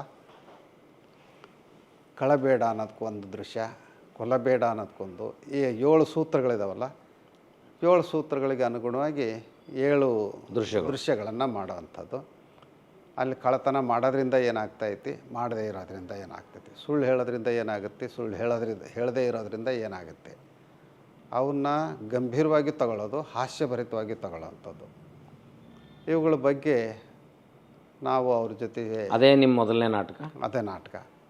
ಆಮೇಲೆ CGK ಜೊತೆಗೆ ಚರ್ಚೆ ಮಾಡ್ತಾ ಇದ್ದ ಹಾಗೆಯೇ ಬಸವಣ್ಣವ್ರ ಬಗ್ಗೆ ನೀವು ಯಾಕೆ ಒಂದು ನಾಟಕ ಬರೀಬಾರ್ದು, ತುಂಬ ಒತ್ತಾಯ ಮಾಡ್ತಾಯಿದ್ರು CGK. ಭಾಳ ಕಷ್ಟ ಆಗುತ್ತಲ್ರಿ, ಬಸವಣ್ಣವ್ರ ಬಗ್ಗೆ ಭಾಳ ಒಳ್ಳೆ ನಾಟಕಗಳು ಬಂದಿದ್ದಾವೆ ಈಗಾಗಲೇ. ಅದರಲ್ಲೂ ನಮ್ಮ ಗುರುಗಳೇ ಬರೆದಂಥ ಮಹಾನವಮಿ ಇದೆ, ತಲೆದಂಡ ಇದೆ, ಸಂಕ್ರಾಂತಿ ಇದೆ, ಪುಟ್ಟಸ್ವಾಮಿಯವ್ರ ನಾಟಕಗಳಿದ್ದಾವೆ. ಮತ್ತು ಹೊಸ ನಾಟಕ ಬರೆಯೋ ಅಗತ್ಯ ಇದೆಯಾ? ಇಲ್ಲ, ಖಂಡಿತ ಇದೆ, ನೀವು ಬರೀಬೇಕು ಅಂತ ಹೇಳಿ ಕೆಲವು ಆಲೋಚನೆಗಳನ್ನು ನಮಗೆ ಕೊಟ್ಟರು. ಅವರು ಚರ್ಚೆ ಮಾಡ್ತಾಯಿದ್ವಿ ಪ್ರತಿನಿತ್ಯ. ಅವರು ಮುಖ್ಯವಾಗಿ ನಮಗೆ ಹೇಳಿದ್ದೇನು ಅಂದರೆ, ಬಸವಣ್ಣನ ಆಂತರಿಕ ತೊಳಲಾಟವನ್ನು ಪ್ರಧಾನವಾಗಿಟ್ಕೊಳ್ಬೇಕು. ಪ್ರತಿಯೊಬ್ಬ ವ್ಯಕ್ತಿಗೂ ಒಂದು ಬಹಿರಂಗ ಇರುತ್ತೆ, ಮತ್ತೊಂದು ಅಂತರಂಗ ಇರುತ್ತೆ. ಆ ಬಹಿರಂಗ ಅಂತರಂಗಗಳನ್ನು ಹೊರಗಡೆ ಹೇಗೆ ಹಾಕೋದು? ಆವಾಗ ಅವರು 2 ಪಾತ್ರಗಳನ್ನು ಅವರೇ ನಮ್ಮ ಗಮನಕ್ಕೆ ತಂದರು. ಒಂದಕ್ಕೆ ಅಳಕು ಅಂತ ಇಡೋಣ, ಮತ್ತೊಂದಕ್ಕೆ ಬೆಳಕು ಅಂತ ಇಡೋಣ. ಆ 2 ಪಾತ್ರಗಳು, ಬಸವಣ್ಣ ಮೌನವಾಗಿ ಕೂತಿರ್ತಾನೆ, ಆ 2 ಪಾತ್ರಗಳು ಮಾತಾಡ್ತಿರ್ತಾವೆ. ಒಂದು ಬಸವಣ್ಣನ ಅಧೈರ್ಯವನ್ನು ಹೇಳುವಂಥದ್ದು, ಮತ್ತೊಂದು ಅವನ ಧೈರ್ಯವನ್ನು ಹೇಳುವಂಥದ್ದು. ಅದು ಭಾಳ ಖುಷಿ ಕೊಡ್ತು ನಮಗೆ. ಅಲ್ಲಿಂದನೇ ನಾಟಕ ಪ್ರಾರಂಭ ಆಗುತ್ತೆ. ಆಮೇಲೆ ಬಸವಣ್ಣ 2 ಹೆಂಡತಿಯನ್ನು ಮದುವೆ ಆಗಿದ್ದು, ಆನಂತರ ನೀಲಾಶೀಲರ ಮದುವೆ ಮಾಡೋವಂಥದ್ದು. ಈ ಒಂದೊಂದೇ ದೃಶ್ಯಗಳ ಬಗ್ಗೆ ನಾವು ಚರ್ಚೆ ಮಾಡ್ತಾ ಮಾಡ್ತಾ ಭಾಳ ಅಪರೂಪದ ನಾಟಕ ತಯಾರಾಯಿತು. ಅದಕ್ಕೆ ಮತ್ತೊಂದಿಷ್ಟು ಹೊಸ ರೂಪವನ್ನು ನಮ್ಮ ನಿರ್ದೇಶಕ ಸಿ ಬಸಲಿಂಗಯ್ಯನವರು ಕೊಟ್ಟರು. ಅದು ಬಹುಶಃ ಅದು ನಮಗೀಗೇನು ನಾವು ಸಂಕ್ರಾಂತಿ, ತಲೆದಂಡ ಭಾಳ ಶ್ರೇಷ್ಠ ನಾಟಕಗಳು ಅಂತ ಒಪ್ಕೊಂಡಿದ್ದೇವಲ್ಲ, ಇದನ್ನೇ ಏನಾದರೂ ಅಂಥದೇ ಸಾಹಿತಿಗಳು ಬರೆದಿದ್ದರೆ ಅವುಗಳಿಗಿಂತ ಶ್ರೇಷ್ಠ ನಾಟಕ ಅಂತ. ಅಂದರೆ ಏನು, ತಾವು ಆ ರಂಗಭೂಮಿ ಮತ್ತು ನಾಟಕಕಾರ ಅಲ್ಲ ಅನ್ನೋ ಕಾರಣಕ್ಕೆ ಅದು ಗಮನ ಸೆಳೆಲಿಲ್ಲ ವಿಮರ್ಶಕರಂತೀರಿ? ಖಂಡಿತ. ಆದರೆ ಅದನ್ನು ಸಿ ಬಸಲಿಂಗಯ್ಯನವರು ತುಂಬ ಮೆಚ್ಕೊಂಡ್ರು ಅಂಥ ನಾಟಕ. ಅವರು ಹಾಗೆ ಮೆಚ್ಕೊಂಡಿದ್ರೇನಂತಲೇ ಅದರ ಪ್ರಯೋಗಗಳು ಸಾಕಷ್ಟು ಆದವು. ಮತ್ತು ಅದೇ ನಾಟಕವನ್ನು ಹಿಂದಿಯಲ್ಲಿ ಅನುವಾದ ಮಾಡಿಸಿ ಭಾರತದ ತುಂಬ ಭಾರತ ಸಂಚಾರ, ಶಿವದೇಶ ಸಂಚಾರ ಅಂತ ಹೇಳಿ ನಾಟಕ ಆಡಿಸಿದ್ದು. ಅದು ಎಲ್ಲರ ಗಮನವನ್ನು ಕೂಡ ಸೆಳೆಯೋ ಹಾಗೆ ಆಯಿತು. ಆಮೇಲೆ ಅಶೋಕ್ ಬಾದರ್ದಿನ್ನಿ ಅವ್ರ ಜೊತೆನೇ ಚರ್ಚೆ ಮಾಡ್ತಾ, ನೀವು ಬರೀ ಶರಣರ ನಾಟಕಗಳಿಗೆ ಗಂಟು ಬೀಳೋದು ಬೇಡ, ಸ್ವಾಮಿ ವಿವೇಕಾನಂದರದ್ದು ಯಾಕೆ ತಗೋಬಾರ್ದು ಅಂತ ಹೇಳಿಕೊಂಡು, ನಮಗೆ ವಿವೇಕಾನಂದರ ಪ್ರಭಾವ ಭಾಳ ಆಗಿತ್ತು ಓದುವಾಗಲೇ. ಅವರ ಎಲ್ಲ ಕೃತ್ಯ ಶ್ರೇಣಿಗಳನ್ನು ಓದ್ತಾ ಬಂದಂಥವ್ರು ನಾವು. ಆಗ್ಬೋದು ಅಂತ ಹೇಳಿ ಮತ್ತು ಅವರು ನಾವು ಚರ್ಚೆ ಮಾಡೇ ಆ ಸ್ವಾಮಿ ವಿವೇಕಾನಂದ ಅಂತ ಒಂದು ನಾಟಕ ಆಯಿತು. ಮುಂದೆ ಅಕ್ಕ ನಾಗಮ್ಮನವರ ಕುರಿತಂಥ ಒಂದು ನಾಟಕ, ಮೋಳಿಗೆ ಮಾರಯ್ಯನವರನ್ನು ಕುರಿತಂಥ ನಾಟಕ, ಇತ್ತೀಚೆಗೆ ಶಿವಯೋಗಿ ಸಿದ್ದರಾಮೇಶ್ವರನ ಕುರಿತ ನಾಟಕ. ಹೀಗೆ ಒಂದೊಂದೇ ನಾಟಕಗಳು ಅವು ತಮ್ಮಷ್ಟಕ್ಕೆ ತಾವೇ ಹೊರಬರ್ತಾಯಿದೆ. ಸಾಹಿತ್ಯ ಪ್ರಕಾರದಲ್ಲಿ ರಂಗಭೂಮಿ ನಾಟಕ ರಚನೆ ಭಾಳ ಕಠಿಣ ಅನ್ನುವಂಥ ಒಂದು ಮನೋಭಾವನೆ ಇದೆ. ಹಾಗಾಗಿ ಸಾಹಿತ್ಯದಿಂದ ನೀವು ಮಠಾಧೀಶರಾದವರು ಅಲ್ಲಿ ಬರುವ ಸಾಂಸಾರಿಕ ಪಾತ್ರಧಾರಿಗಳ ಅನುಭವವನ್ನು ಅಷ್ಟು ಪರಿಣಾಮಕಾರಿಯಾಗಿ ರಚನೆ ಮಾಡಲಿಕ್ಕೆ ಸಾಧ್ಯ ಇಲ್ಲ ಅನ್ನುವಂಥ ಮನೋಭಾವನೆ ಏನಾರ ವಿಮರ್ಶಕರಿಗೆ ಇರ್ಬೋದಾ ಬುದ್ಧಿ? ನಾವು ವಿಮರ್ಶಕರ ಬಗ್ಗೆ ಹೆಚ್ಚು ಆಲೋಚನೆ ಮಾಡೋಕ್ಕೆ ಹೋಗಲ್ಲ. ಯಾಕೆ ಅಂತಂದರೆ ನಾವು ನಾಟಕ ತೋರಿಸೋವಂಥದ್ದು ಜನರಿಗೆ. ವಿಮರ್ಶಕರ ಮನಸ್ಥಿತಿ ಹೆಂಗಿದೆ ಅಂತಂದರೆ ಅವರು ಒಮ್ಮೆ ವ್ಯಕ್ತಿಯನ್ನು ನೋಡ್ತಾರೆ, ಒಮ್ಮೆ ಕೃತಿಯನ್ನು ನೋಡ್ತಾರೆ. ವ್ಯಕ್ತಿಯನ್ನು ನೋಡಿ ಕೃತಿಯನ್ನು ನೋಡದೇ ಹೊಗಳೋ ಸಾಧ್ಯತೆ ಇದೆ, ಅಥವಾ ಕೃತಿಯನ್ನು ನೋಡಿ ವ್ಯಕ್ತಿಯನ್ನು ಮರೆತು ಹೊಗಳೋ ಸಾಧ್ಯತೆಯೇ ಇರುತ್ತೆ. ಹಾಗಾಗಿ ಅದ್ರ ಬಗ್ಗೆ ನಾವು ತಲೆ ಕೆಡಿಸ್ಕೊಳ್ಳೋದಕ್ಕಿಂತ ನಾವು ಏನು ಕೊಡಬೇಕು ಅಂತ ಆಲೋಚನೆ ಮಾಡ್ತೀವಿ ಅದನ್ನು ಕೊಟ್ಟಿದ್ದೀವಿ, ಜನ ಸ್ವೀಕಾರ ಮಾಡ್ತಾ ಇದ್ದಾರೆ ಅನ್ನೋದು ಅಷ್ಟೇ ನಮಗೆ ಮುಖ್ಯ ಆಗುತ್ತೆ. ಅಲ್ಲ, ಮುಖ್ಯವಾಗಿ ನಿರ್ದೇಶಕರು ಒಪ್ಕೋಬೇಕು. ಮೊದಲನೇ ನಿರ್ದೇಶಕರು, ಹೌದು, ನಿರ್ದೇಶಕರು ಒಪ್ಕೊಂಡು ಅದನ್ನು ರಂಗಭೂಮಿಗೆ ನಿರ್ದೇಶನ ಮಾಡಲಿಕ್ಕೆ ಸಾಧ್ಯ ಅನ್ನುವಂಥ ಅಭಿಪ್ರಾಯ ನಿರ್ದೇಶಕರಿಂದ ಬಂದರೆ ಅದು ಒಂದು ಸರಿಯಾದ ನಾಟಕ ಅಂತ ಅರ್ಥ ಬುದ್ಧಿ. ಈ ಹಿನ್ನೆಲೆಯಲ್ಲಿ ಆ ತಮ್ಮ ನಾಟಕವನ್ನು ಯಾರು ನಿರ್ದೇಶನ ಮಾಡ್ಯಾರ? ನಿರ್ದೇಶನ ಮಾಡಿರೋವಂಥವ್ರು, ಈ ನಾಟಕನ ಪದೇ ಪದೇ ನಿರ್ದೇಶನ ಮಾಡಿದಂಥವ್ರು ಜಂಗಮದಡಿಗೆ ಸಿ ಬಸಲಿಂಗಯ್ಯನವರು. ಕನ್ನಡದಲ್ಲೂ ಮಾಡಿದ್ದಾರೆ, ಹಿಂದಿಯಲ್ಲೂ ಮಾಡಿದ್ದಾರೆ. ಆಮೇಲೆ ಇದು ಸ್ವಾಮಿ ವಿವೇಕಾನಂದ ನಾಟಕವನ್ನು ಅಶೋಕ್ ಬಾದರದೇನೆ ನಿರ್ದೇಶನ ಮಾಡಿದರು. ಅಂತರಂಗ ಬಹಿರಂಗ ನಾಟಕವನ್ನು ಬದಾಮಿ ಮಾಡಿದರು. ನಂತರ ಇದು ಮೋಳಿಗೆ ಮಾರಯ್ಯ ನಾಟಕವನ್ನು ನಮ್ಮ ಮಾಲ್ತೇಶ್ ಬಡ್ಗೇರ್ ಮಾಡಿದರು. ಹೀಗೆ ಬೇರೆ ಬೇರೆ ನಿರ್ದೇಶಕರು ಮಾಡಿದ್ದಾರೆ. ಸೊ ನಿರ್ದೇಶಕರ ಅಭಿಪ್ರಾಯ ಏನಾಗಿತ್ತು? ಎಲ್ಲ ನಿರ್ದೇಶಕರ ಅಭಿಪ್ರಾಯ ಅವ್ರನ್ನೇ ಕೇಳಬೇಕು, ನಮ್ಮನ್ನು ಕೇಳೋಕ್ಕಿಂತ. ಅಲ್ಲರಿ ಬಿದ್ದೆ ಅಂದರೆ ಅದು ರಂಗಮಂಚಕ್ಕೆ ಬಂದಾಗ ಅವ್ರು ಭಾಳ ಸಂತೋಷಪಟ್ಟಿದ್ದಾರೆ. ತುಂಬ ಒಳ್ಳೆಯ ನಾಟಕ. ಮತ್ತು ಮಧ್ಯೆ ಮಧ್ಯೆ ಅವ್ರು ಚರ್ಚೆನೂ ಮಾಡ್ತಿರ್ತಾರೆ. ಚರ್ಚೆ ಮಾಡಿ ಎಲ್ಲ ನಿರ್ದೇಶಕರು ನಮ್ಮ ನಾಟಕಗಳನ್ನ ಒಪ್ಕೊಂಡಿದ್ದಾರೆ. ಈಗ ನೀವು CGK ಅವರು ಬಂದ ಮೇಲೆ ರಂಗ ಚಟುವಟಿಕೆಗಳನ್ನ ಪ್ರಾರಂಭ ಮಾಡಿದ ಮೇಲೆ ಅದಕ್ಕೆ ಪೂರಕವಾಗಿರುವಂತಹ ವಾತಾವರಣವನ್ನು ಸಾಣೆಹಳ್ಳಿ ಕಲ್ಪಿಸಲಿಕ್ಕೆ ಅದಕ್ಕೆ ಫಿಸಿಕಲ್ ಇನ್ಫ್ರಾಸ್ಟ್ರಕ್ಚರ್ ಅಂತ ಕರಿತೀವಿ ರೀ, ಅವುಗಳನ್ನು ಏನೇನು ಮಾಡಿಕೊಂಡ್ರೆ ಬುದ್ಧಿ ಹೆಂಗೆ ಸಾಧ್ಯ ಆಯ್ತು? ಅದು ಮೊದಲ ಆರಂಭದಲ್ಲಿ ಯಾವುದೇ ಬಾಹ್ಯ ಸೌಲಭ್ಯಗಳು ಇರಲಿಲ್ಲ ನಮಗೆ. ಆದರೆ ಏನೂ ಸೌಲಭ್ಯಗಳು ಇಲ್ಲದೇ ಇದ್ದಾಗ ಭಾಳ ಚೆನ್ನಾಗಿ ಮಾಡ್ತಿದ್ವಿ. ಭಾಳ ಸೌಲಭ್ಯಗಳಾಗಿದ್ದಾವೆ, ಕಡಿಮೆ ಆಗಿಬಿಟ್ಟಿದೆ. ಅಂದರೆ ಮನುಷ್ಯನಿಗೆ ಏನೂ ಇಲ್ಲ ಅಂದಾಗ ಸೃಷ್ಟಿ ಮಾಡೋದು ಜಾಸ್ತಿ ಆಗುತ್ತೆ. ಎಲ್ಲ ಇದೆ ಅಂತ ಅಂದಾಗ ಅಲ್ಲೇ ಜಾಡ್ಯ ಆವರಿಸಿಬಿಡುತ್ತೆ. ಈಗ ಸಾಣೆಹಳ್ಳಿಯಲ್ಲಿ ಸುಮಾರು 5-6 ರಂಗಮಂದಿರಗಳಿದ್ದಾವೆ, ಎಲ್ಲ ರೀತಿಯ ಸೌಲಭ್ಯಗಳು ಇದ್ದಾವೆ. ಆದರೆ ಮೊದಲಿನ ಗುಣಮಟ್ಟವನ್ನು ನಾವು ಇನ್ನೂ ಇವತ್ತು ಕಾಪಾಡ್ಕೊಳ್ಳೋಕೆ ಸಾಧ್ಯ ಆಗ್ತದೆ. ಅದು ಕಲಾವಿದರ ಕೊರತೆ ಇರಬಹುದು. ಕಲಾವಿದರ ಕೊರತೆಯೂ ಇರ್ಬೋದು, ಈ ಕಲಾವಿದರಲ್ಲಿರುವಂಥ ಮನಸ್ಥಿತಿನೂ ಕಾರಣ ಆಗಿರ್ಬೋದು. ಈಗ ಎಲ್ಲರದ್ದು ಆ ಮನಸ್ಥಿತಿ ಹೇಗಿದೆ ಅಂತಂದರೆ ಹಣಕಾಸಿನ ಕಡೆಗೆ ಗಮನ ಹರಿಸ್ತಾರೆ. ನಾವು ಮೊದಲು ಬರೀ 500 ರೂಪಾಯಿ ಕೊಡ್ತಿದ್ವಿ ಒಂದು ತಿಂಗಳಿಗೆ ಆರಂಭದಲ್ಲಿ.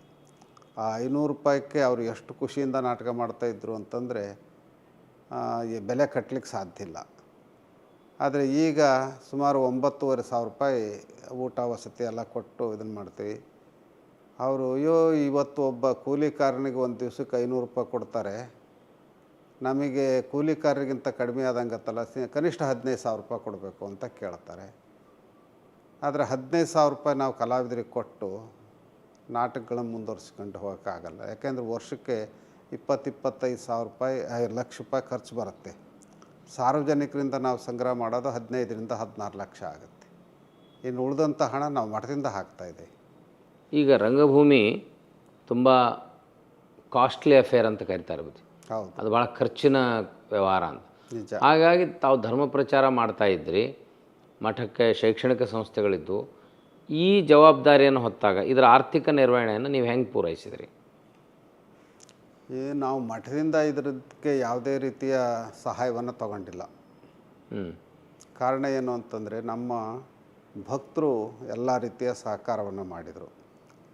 ಅದ್ರ ಜೊತೆಗೆ ಸಾಣೆಹಳ್ಳಿಯಲ್ಲಿ ನಾವು ಒಂದು D.Ed ಕಾಲೇಜ್ ಮಾಡಿದ್ವಿ. ಮೊದಲು ಒಂದು 2 ವರ್ಷ 3 ವರ್ಷ ಅದು ಚೆನ್ನಾಗಿ ನಡೀತು D.Ed ಕಾಲೇಜು. ಅದರಿಂದ ಬರೋವಂಥ ಆದಾಯವನ್ನು ನಾವು ರಂಗಭೂಮಿಗೆ ಹೆಚ್ಚು ಬಳಕೆ ಮಾಡ್ಕೊಂಡ್ವಿ. ಈಗಂತೂ ನಮ್ಮ ಬೇರೆ ಬೇರೆ ಭಕ್ತರು ನಾಟಕಗಳಿಗೆ ಕೇಳಿದಾಗ ಅವರು ದುಡ್ಡು ಕೊಡ್ತಾರೆ. ಹಾಗಾಗಿ ಮಠದಿಂದ ಅದಕ್ಕೆ ಹಾಕುವಂಥ ಅಗತ್ಯ ಬಿದ್ದಿಲ್ಲ. ಈಗ ರೆಪರ್ಟರಿ ಬಂತು ಬುದ್ಧಿ, ರಂಗಶಾಲೆ ಬಂತು, ಶಿವಸಂಚಾರ ತಿರುಗಾಟ ಪ್ರಾರಂಭ ಆಯಿತು. ಈ ರಂಗಭೂಮಿಯ ಚಟುವಟಿಕೆ ಜೊತೆಗೆ ಹೊಸ ಹೊಸ ಪ್ರಯೋಗಗಳನ್ನ ಮಾಡಿದ್ರಿ.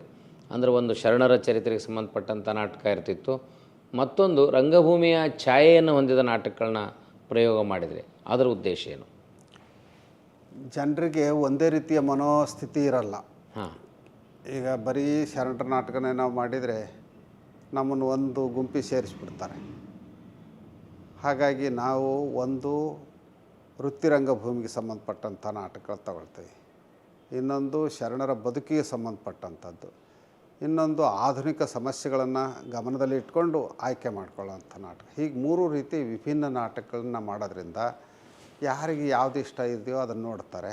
ಅದಕ್ಕಿಂತ ಹೆಚ್ಚಾಗಿ ಇದ್ರಾಗ ಹೆಂಗಿದೆ ತಂತ್ರ, ಇದ್ರಾಗ ಯಾವ ಥರ ತಂತ್ರ ಬಳಸಿದ್ದಾರೆ, ಇದ್ರಾಗ ಏನು ಮಾಡಿದ್ದಾರೆ, ಆ 3 ನಾಟಕ ನೋಡುವಂಥ ಕುತೂಹಲ ಸಾರ್ವಜನಿಕರಲ್ಲಿ ಬರುತ್ತೆ. ಹಾಗಾಗಿ 3 ವಿಭಿನ್ನ ನಾಟಕಗಳನ್ನ ಮೊದಲಿಂದ ನಾವು ಮಾಡ್ತಾ ಬಂದಿದ್ದೀವಿ. ಮರಾಠಿ, ಬೆಂಗಾಲ್, ಬೇರೆ ರಾಜ್ಯಗಳಿಗೆ ಹೋಲಿಸಿದರೆ ಕರ್ನಾಟಕದ ಸಂದರ್ಭದಲ್ಲಿ ನಾಟಕ ಮತ್ತು ರಂಗಭೂಮಿ ಅಷ್ಟೊಂದು ಪರಿಣಾಮಕಾರಿಯಾಗಿ ಮತ್ತು ಲಾಭದಾಯಕ ಉದ್ಯಮವಾಗಿ ಬೆಳೆದಿಲ್ಲ. ಅದು ಹೆಚ್ಚಾಗಬೇಕಾಗಿತ್ತಂದರೆ ಯಾವ ರೀತಿಯ ಪ್ರಯೋಗಗಳಾಗಬೇಕು? ಯಾಕಂದ್ರೆ ಸಿನಿಮಾ ಪ್ರಭಾವ, ಧಾರಾವಾಹಿ ಪ್ರಭಾವದಲ್ಲಿ ರಂಗಭೂಮಿ ಚಟುವಟಿಕೆಗಳು ರಾಜ್ಯದಲ್ಲಿ ಕುಂಠಿತಗೊಂಡಿವೆ ಅನ್ನೋಂಥ ಮಾತಿದೆ. ನಮ್ಮಲ್ಲಿ ಹವ್ಯಾಸಿ ನಾಟಕಗಳು, ಕಂಪ್ನಿ ನಾಟಕಗಳು ಇರ್ತಿದ್ವು, ಅವು ಕೂಡ ಕ್ಷೀಣಿಸಿದ್ದಾವೆ. ಆದರೆ ಮಹಾರಾಷ್ಟ್ರ, ಮರಾಠಿ ಮತ್ತು ಬೆಂಗಾಲಿ ರಂಗಭೂಮಿಯಲ್ಲಿ ನಾವು ಅದನ್ನು ಕಾಣೋದಿಲ್ಲ ಬುದ್ಧಿ. ಇದನ್ನು ಚೆನ್ನಾಗಿ ಬೆಳೆಸಬೇಕಾಗಿತ್ತಂದ್ರೆ ಯಾವ ರೀತಿಯ ಪ್ರಯತ್ನವನ್ನು ರಂಗಕರ್ಮಿಗಳು ಮಾಡಬಹುದು? ಇದು ರಂಗ ಚಟುವಟಿಕೆಗಳು ಕಡಿಮೆ ಆಗಿದಾವೆ ಅಂತ ಏನು ಹೇಳೋಕ್ಕಾಗಲ್ಲ. ಯಾಕೆಂತಂದರೆ ಈಗ ನಮ್ಮ ಶಿವ ಸಂಚಾರದಿಂದ ಹೋದಂಥ ಅನೇಕ ವಿದ್ಯಾರ್ಥಿಗಳು ಅಲ್ಲಲ್ಲೇ ಚಿಕ್ಕ ಚಿಕ್ಕ ತಂಡಗಳನ್ನು ಕಟ್ಕೊಂಡು ಅವ್ರ ನಾಟಕಗಳನ್ನ ಮಾಡಿಸ್ತಾ ಇದ್ದಾರೆ. ಮೊದಲಿಗಿಂತ ಹೆಚ್ಚು ಪ್ರಯೋಗಗಳು ಕರ್ನಾಟಕದಲ್ಲಿ ಆಗ್ತಾಯಿದ್ದಾವೆ. ಆಮೇಲೆ ಹವ್ಯಾಸಿ ತಂಡಗಳು ಈಗ ಬೆಂಗಳೂರು ಒಂದರಲ್ಲೇ ತೊಗೊಂಡ್ರೆ ಸುಮಾರು 10-20 ಹವ್ಯಾಸಿ ತಂಡಗಳಿದ್ದಾವೆ. ಅವ್ರು ನಿರಂತರವಾಗಿ ನಾಟಕಗಳನ್ನ ಮಾಡ್ತಾನೆ ಇರ್ತಾರೆ. ನಗರಗಳಲ್ಲಿ ದೊಡ್ಡ ದೊಡ್ಡ ನಗರಗಳಲ್ಲಿ ಧಾರವಾಡ ಆಗ್ಬೋದು, ಬೆಳಗಾವಿ ಆಗ್ಬೋದು, ಅಂತಲ್ಲೂ ನಾಟಕಗಳ ಚಟುವಟಿಕೆ ರಂಗಾಯಣದ ಶಾಖೆಗಳಾಗಿದ್ದಾವೆ, ಶಾಖೆಗಳಾಗಿದ್ದಾವೆ. ಇದಕ್ಕಿಂತ ಹೆಚ್ಚಾಗಿ ಗ್ರಾಮೀಣ ಪ್ರದೇಶದಲ್ಲೂ ಕೂಡ ಅಲ್ಲಲ್ಲೇ ವರ್ಷಕ್ಕೆ 1-2 ನಾಟಕಗಳನ್ನು ಮಾಡ್ತಾಯಿದ್ದಾರೆ. ಹಾಗಾಗಿ ರಂಗ ಚಟುವಟಿಕೆಗಳು ಕಡಿಮೆ ಆಗಿದಾವೆ ಅಂತ ಏನಿಲ್ಲ. ಮಹಾರಾಷ್ಟ್ರದಲ್ಲಷ್ಟು ಆಗದೇ ಇರ್ಬೋದು, ಆದರೆ ಇಲ್ಲಿ ದುಡ್ಡು ಕೊಟ್ಟು ನೋಡ್ಕೊಳ್ತಾರೆ ಮಹಾರಾಷ್ಟ್ರದಲ್ಲಿ.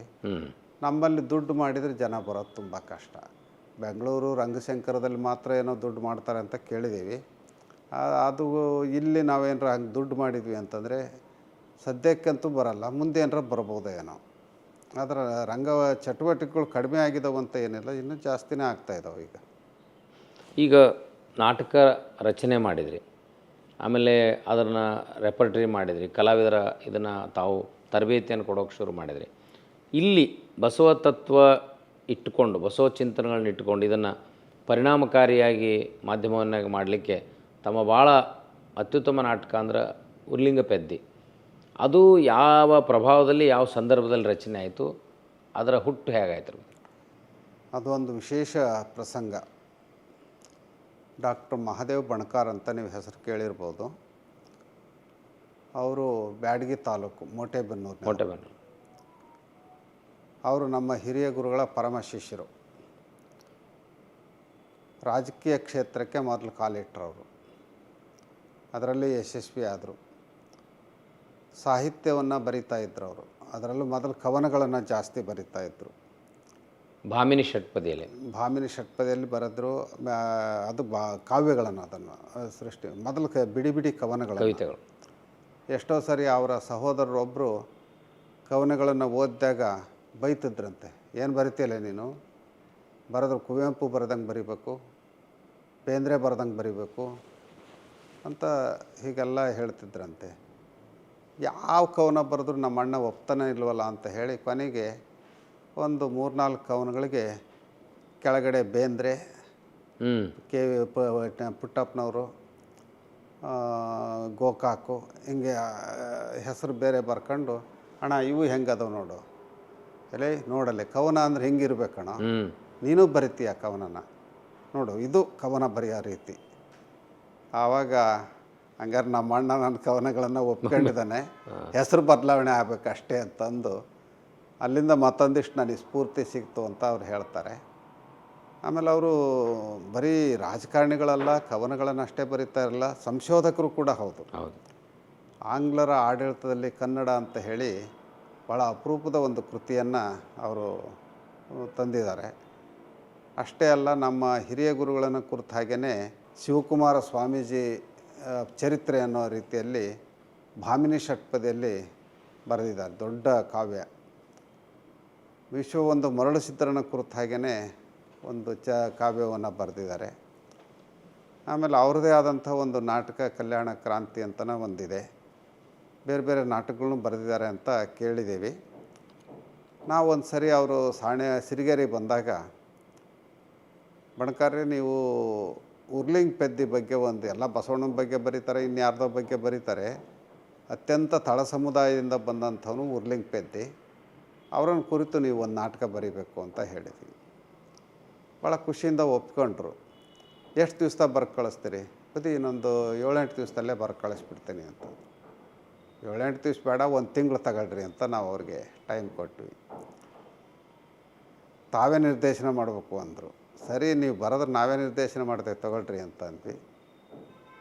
1 ತಿಂಗಳಿದ್ರೂ ಇಲ್ಲ, 2 ತಿಂಗಳಾದರೂ ಇಲ್ಲ, 3 ತಿಂಗಳಾದರೂ ಇಲ್ಲ, 6 ತಿಂಗಳಾಯ್ತು. ನಾವು ಸುಮ್ಮನೆ ಫೋನ್ ಮಾಡೋದು ಅವ್ರಿಗೆ, ಇಲ್ಲ ಬರಿತಾ ಇದ್ದೇನೆ ಬುದ್ಧಿ ಅಂತ ಹೇಳೋರು. ಏನು ಬರೆದಿದ್ದೀರಿ ಅದನ್ನು ಕಳಿಸ್ರಿ ಅಂದರೆ, ಇಲ್ಲ ಪೂರ್ತಿ ಆಗದೆ ಕಳ್ಸೋಕ್ಕಾಗಲ್ಲ ಅಂತಂದರು.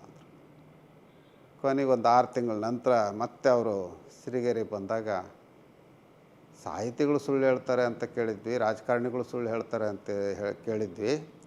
ನೀವು ಸಾಹಿತಿ ಮತ್ತು ರಾಜಕಾರಣಿ ಎರಡೂ ಸೇರಿದ್ರಿಂದ ಇನ್ನೆಷ್ಟು ಸುಳ್ಳು ಹೇಳ್ಬೋದು ನೀವು? ನಮ್ಮ ಹತ್ರನೇ ಇಷ್ಟು ಸುಳ್ಳು ಹೇಳಿದ್ರಿ ಹೆಂಗ್ರಿ? ಅದನ್ನು ಬರೀಬೇಕು ಇವತ್ತು ನಾಟಕ. ನೀವು ಇಲ್ಲೇ ಒಂದು 5 ದಿವಸ ಆಗಲಿ 10 ದಿವಸ ಆಗಲಿ, ಎಲ್ಲ ಸೌಲಭ್ಯಗಳು ಇಲ್ಲಿದ್ದಾವೆ, ಕೂತ್ಕೊಂಡು ಬರೀರಿ. ಸರಿ ಬುದ್ಧಿ, ನನಗಿಂತೆಂಥದ್ದು ಅವ್ರದ್ದು ಉರ್ಲಿಂಗ್ ಪೆದ್ದಿ ವಚನಗಳು ಬೇಕು, ಅದನ್ನು ತರಿಸ್ಕೊಟ್ರಿ ಅಂದರು. ಗ್ರಂಥಾಲಯದಿಂದ ನಾವು ತರಿಸ್ಕೊಟ್ವಿ. ಸಂಜೆ 6 ಗಂಟೆ ಇರಬೇಕು ನಾವು ತರಿಸ್ಕೊಟ್ಟಾಗ.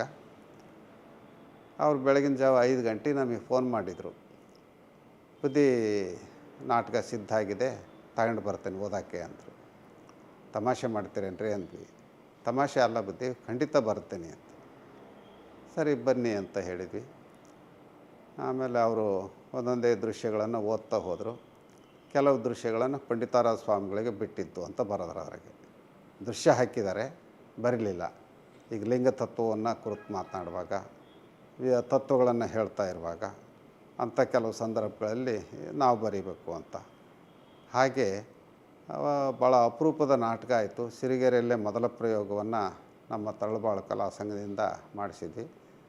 ಆವಾಗ ಅದು ಅಷ್ಟು ಪರಿಣಾಮಕಾರಿ ಅಂತ ಅನ್ನಿಸ್ಲಿಲ್ಲ. ಮುಂದೆ ಅದನ್ನೇ ನಮ್ಮ ಶಿವಸಂಚಾರಕ್ಕೆ ತಗೊಂಡ್ವಿ. ಅದು ಅದ್ಭುತ ಪ್ರಯೋಗ ಅಂತ ಅನ್ನಿಸ್ತು. ಅದಕ್ಕಿಂತ ಹೆಚ್ಚಾಗಿ ನಮ್ಮ ಕಲಾ ಸಂಘಕ್ಕೆ ತಗೊಂಡ್ವಿ. ಕಲಾ ಸಂಘದ ಹಿರಿಯ ಕಲಾವಿದರು, ಕಿರಿಯರು ಎಲ್ಲ ಸೇರಿಕೊಂಡು ಅವರು ಸುಮಾರು 500-600 ಪ್ರಯೋಗ ಮಾಡಿದಂಗೆ ಕಾಣ್ತಾರೆ ಅವರು. ಅದು ಭಾಳ ಹಿಟ್ ಡ್ರಾಮಾ ಅನ್ನಂಗೆ ಆಗಿದೆ. ಅವ್ರಿಗೇನು ಪ್ರಾಕ್ಟೀಸ್ ಬೇಕಾಗಿಲ್ಲ, ಏನೂ ಬೇಕಾಗಿಲ್ಲ. ಅದು ಎಂಥದೇ ಜಾಗ ಇರಲಿ, ಅಲ್ಲಿ ಸ್ಟೇಜ್ ಸರಿಯಾಗಿ ಐತೆ ಇಲ್ವೋ, ಲೈಟು ಇದೆಯೋ ಇಲ್ಲವೋ, ಮೈಕ್ ಇದೆಯೋ ಇಲ್ವೋ, ಏನೂ ಇಲ್ಲದೇ ಇದ್ದರೂ ಕೂಡ ಆ ನಾಟಕವನ್ನು ಕಟ್ಟಿಕೊಡುವಷ್ಟು ನೈಪುಣ್ಯತೆಯನ್ನು ಇವತ್ತು ನಮ್ಮ ಕಲಾವಿದರು ಹೊಂದಿದ್ದಾರೆ. ಉರ್ಲಿಂಗ ಪೆದ್ದೆ ಜೊತೆಗೆ ತಮ್ಮ ಪ್ರೊಡಕ್ಷನ್ನಲ್ಲಿ ಹೆಚ್ಚು ಜನರಿಗೆ ಪರಿಣಾಮಕಾರಿಯಾಗಿ ತಲುಪಿದ ನಾಟಕ ತಾವು ಹೇಳ್ತಾ ಇದ್ರಿ, ಬಸವಣ್ಣನ 2 ಪಾತ್ರಗಳು ಅಂತ. ಅದು ಏನು ಆಶಯವನ್ನು ಇಟ್ಕೊಂಡಲ್ಲಿ ಆ ಬಸವಣ್ಣನನ್ನು ತಾವು ಚಿತ್ರಿಸುವ ಪ್ರಯತ್ನ ಮಾಡಿದ್ರಿ ಬುದ್ಧಿ?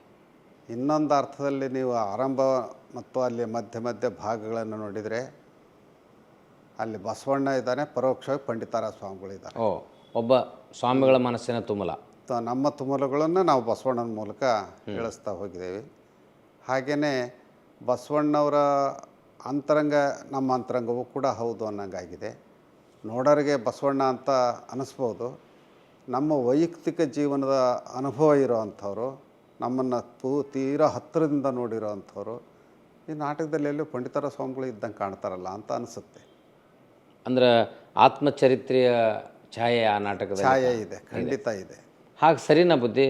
ನಮ್ಮ ಆತ್ಮಚರಿತ್ರೆಯ ಭಾವನೆಗಳನ್ನು ಬಸವಣ್ಣನ ಪಾತ್ರಕ್ಕೆ ಸಮೀಕರಿಸಿಕೊಂಡು ಚಿತ್ರಿಸೋದು ಅಲ್ಲ. ಬಸವಣ್ಣನ ಭಾವನೆಗಳು ನಮ್ಮ ಭಾವನೆಗಳು ಅಲ್ಲ ಅಂತ ಯಾಕೆ ಹೇಳ್ತೀರಿ? ಅಂದರೆ ನೀವು ಬಸವಣ್ಣನವರ ಭಾವನೆಗಳಿಂದ ನೀವು ಪ್ರೇರಿತರಾಗಿದ್ದೀರಿ. ಹೌದು, ವಚನಗಳಿಂದ ಪ್ರೇರಿತ ವಚನಗಳಿಂದ ಪ್ರೇರಿತರಾಗಿದ್ದೇವೆ. ನಮ್ಮ ಭಾವನೆಗಳನ್ನೇ ಬಸವಣ್ಣವರು ಬರೆದಿದ್ದಾರೆ, ಅನುಭವಿಸಿರ್ಬೋದು ಅಂತ ಅನಿಸ್ತದೆ. ಅನುಭವಿಸಿರ್ಬೋದು. ಯಾವ ಕಾಂಟೆಕ್ಸ್ಟ್ನಲ್ಲಿ ಯಾವ ವಚನಗಳನ್ನು ನೋಡಿದಾಗ ನಿಮ್ಗೆ ಹಂಗೆ ಆ ಭಾವನೆ ಬಂತರು ಅಂತರಂಗದ ವಿಷಯಕ್ಕೆ ಸಂಬಂಧಪಟ್ಟಂಗೆ? ಯಾಕಂದರೆ ಇದು ಬಹಳ ಸೂಕ್ಷ್ಮ ಮತ್ತು ಗಂಭೀರವಾದ ವಿಷಯ. ಈಗ ಅಲ್ಲೇ ನೀವು ಸುಮ್ಮನೆ ಗಮನಿಸ್ಬೇಕು ನಾಟಕನ. ಬಿಜ್ಜಳ ಮತ್ತು ಬಸವಣ್ಣವರ ಪ್ರಸಂಗ.